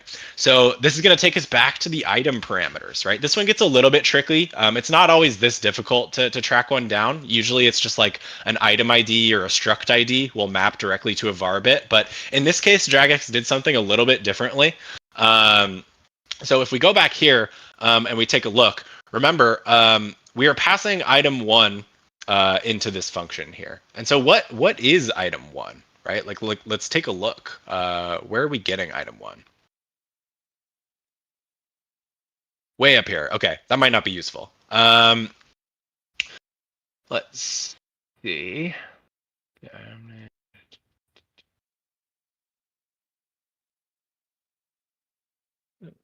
Oh, okay, perfect. Okay, so I kind of glossed over this one, and it was actually turned out to be really important for some context, right? So remember, initially this one gets called, and then it calls the one that has the varbits that we want, right?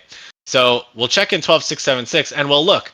that's actually passing an item, right? Which we can assume in this case, this item is going to be, the necklace, right? Like the Grace of the Elves or the Luck of the Dwarves ring, right? And what we can do is we see it's reading an item attribute. And well, what did I just tell you guys, right? Those item attributes, you have them in the dumps that we provided, right? So this is our Grace of the Elves item, right? And if I go look at 6848, well, look at that. I've got 53,921 as the value for that parameter, right? So, well, let me take that back to our Varbit, the Varbits we found. Let me search for it and look at that. I've got the Varbit that I need for a Grace of the Elves necklace, right? So I can check Varbit 52157. If the value is 1, I have the enchantment unlocked. If the value is 0, I do not have the enchantment unlocked. And so, by doing this, right, you can basically find pretty much any Varbit, Varp, etc. that you need in the game. And it's super, super helpful, right? Like this is how I track down all the Varbits and Varps that I use. This is how you should as well. One thing that you need to keep in mind is that the dump that we provided to you guys for CS2 is from Game Revision 923. So it might be missing things like related to necromancy, as well as some later game content. The staff team does have revision 933 CS2 scripts. However, they were provided to us by someone else, and so they're not ours, so we can't share them, unfortunately, but we can provide you information from them, right? So definitely get familiar with digging through the 933 CS2 files, and if you can't find anything in the CS2 because, something is like necromancy related, or you think it's because it's a game revision later than 923, send me a message. I'll be happy to dig through the CS2 for you, and I'll send you Varbits and the information you need. I just can't physically share the files with you because that was what was requested of us when they were provided to us. So. Yeah, right. And so they were generous enough to share with us so that we can benefit from it, but we can't, the release of those scripts could directly negatively impact that person. So we can't, but we can provide you the information you need if you don't have what you need in the 933 version. And so that's the basics of kind of deconstructing CS2. It gets a lot more complicated, and there's different ways that it, that you might have to approach things, but that's the general gist of it. Technically, you can, but that's a banned speed run. You should not be setting Varbit values.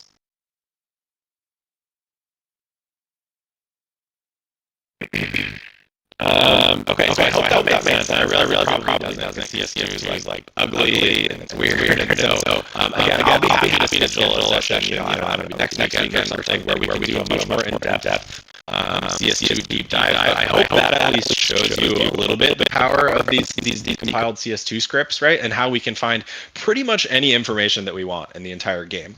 And we can figure out what Varbit it's stored in, what Varp it might be stored in, etc.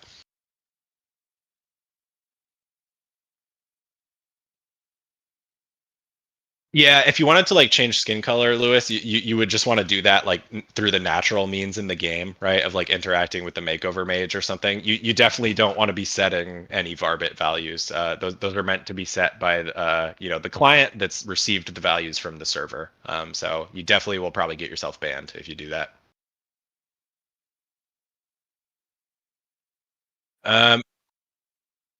Yeah, right, exactly. Any percent.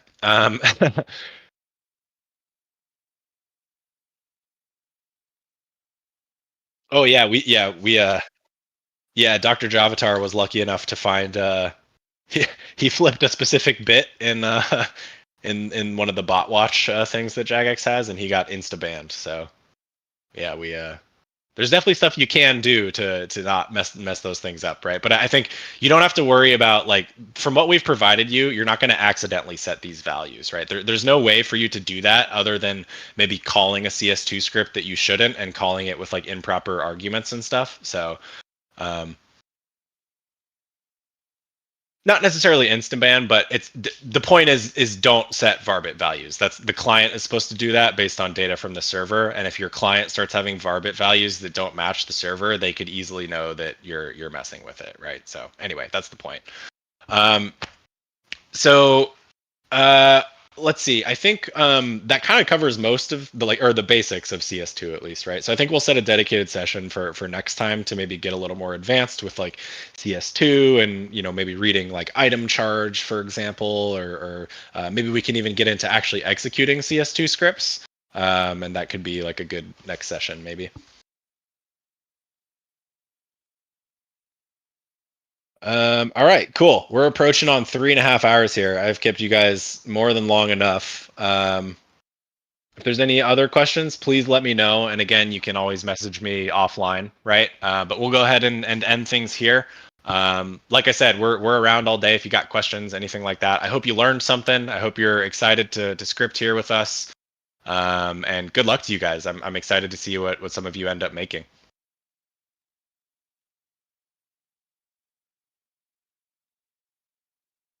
Awesome. All right. Thank you, everyone.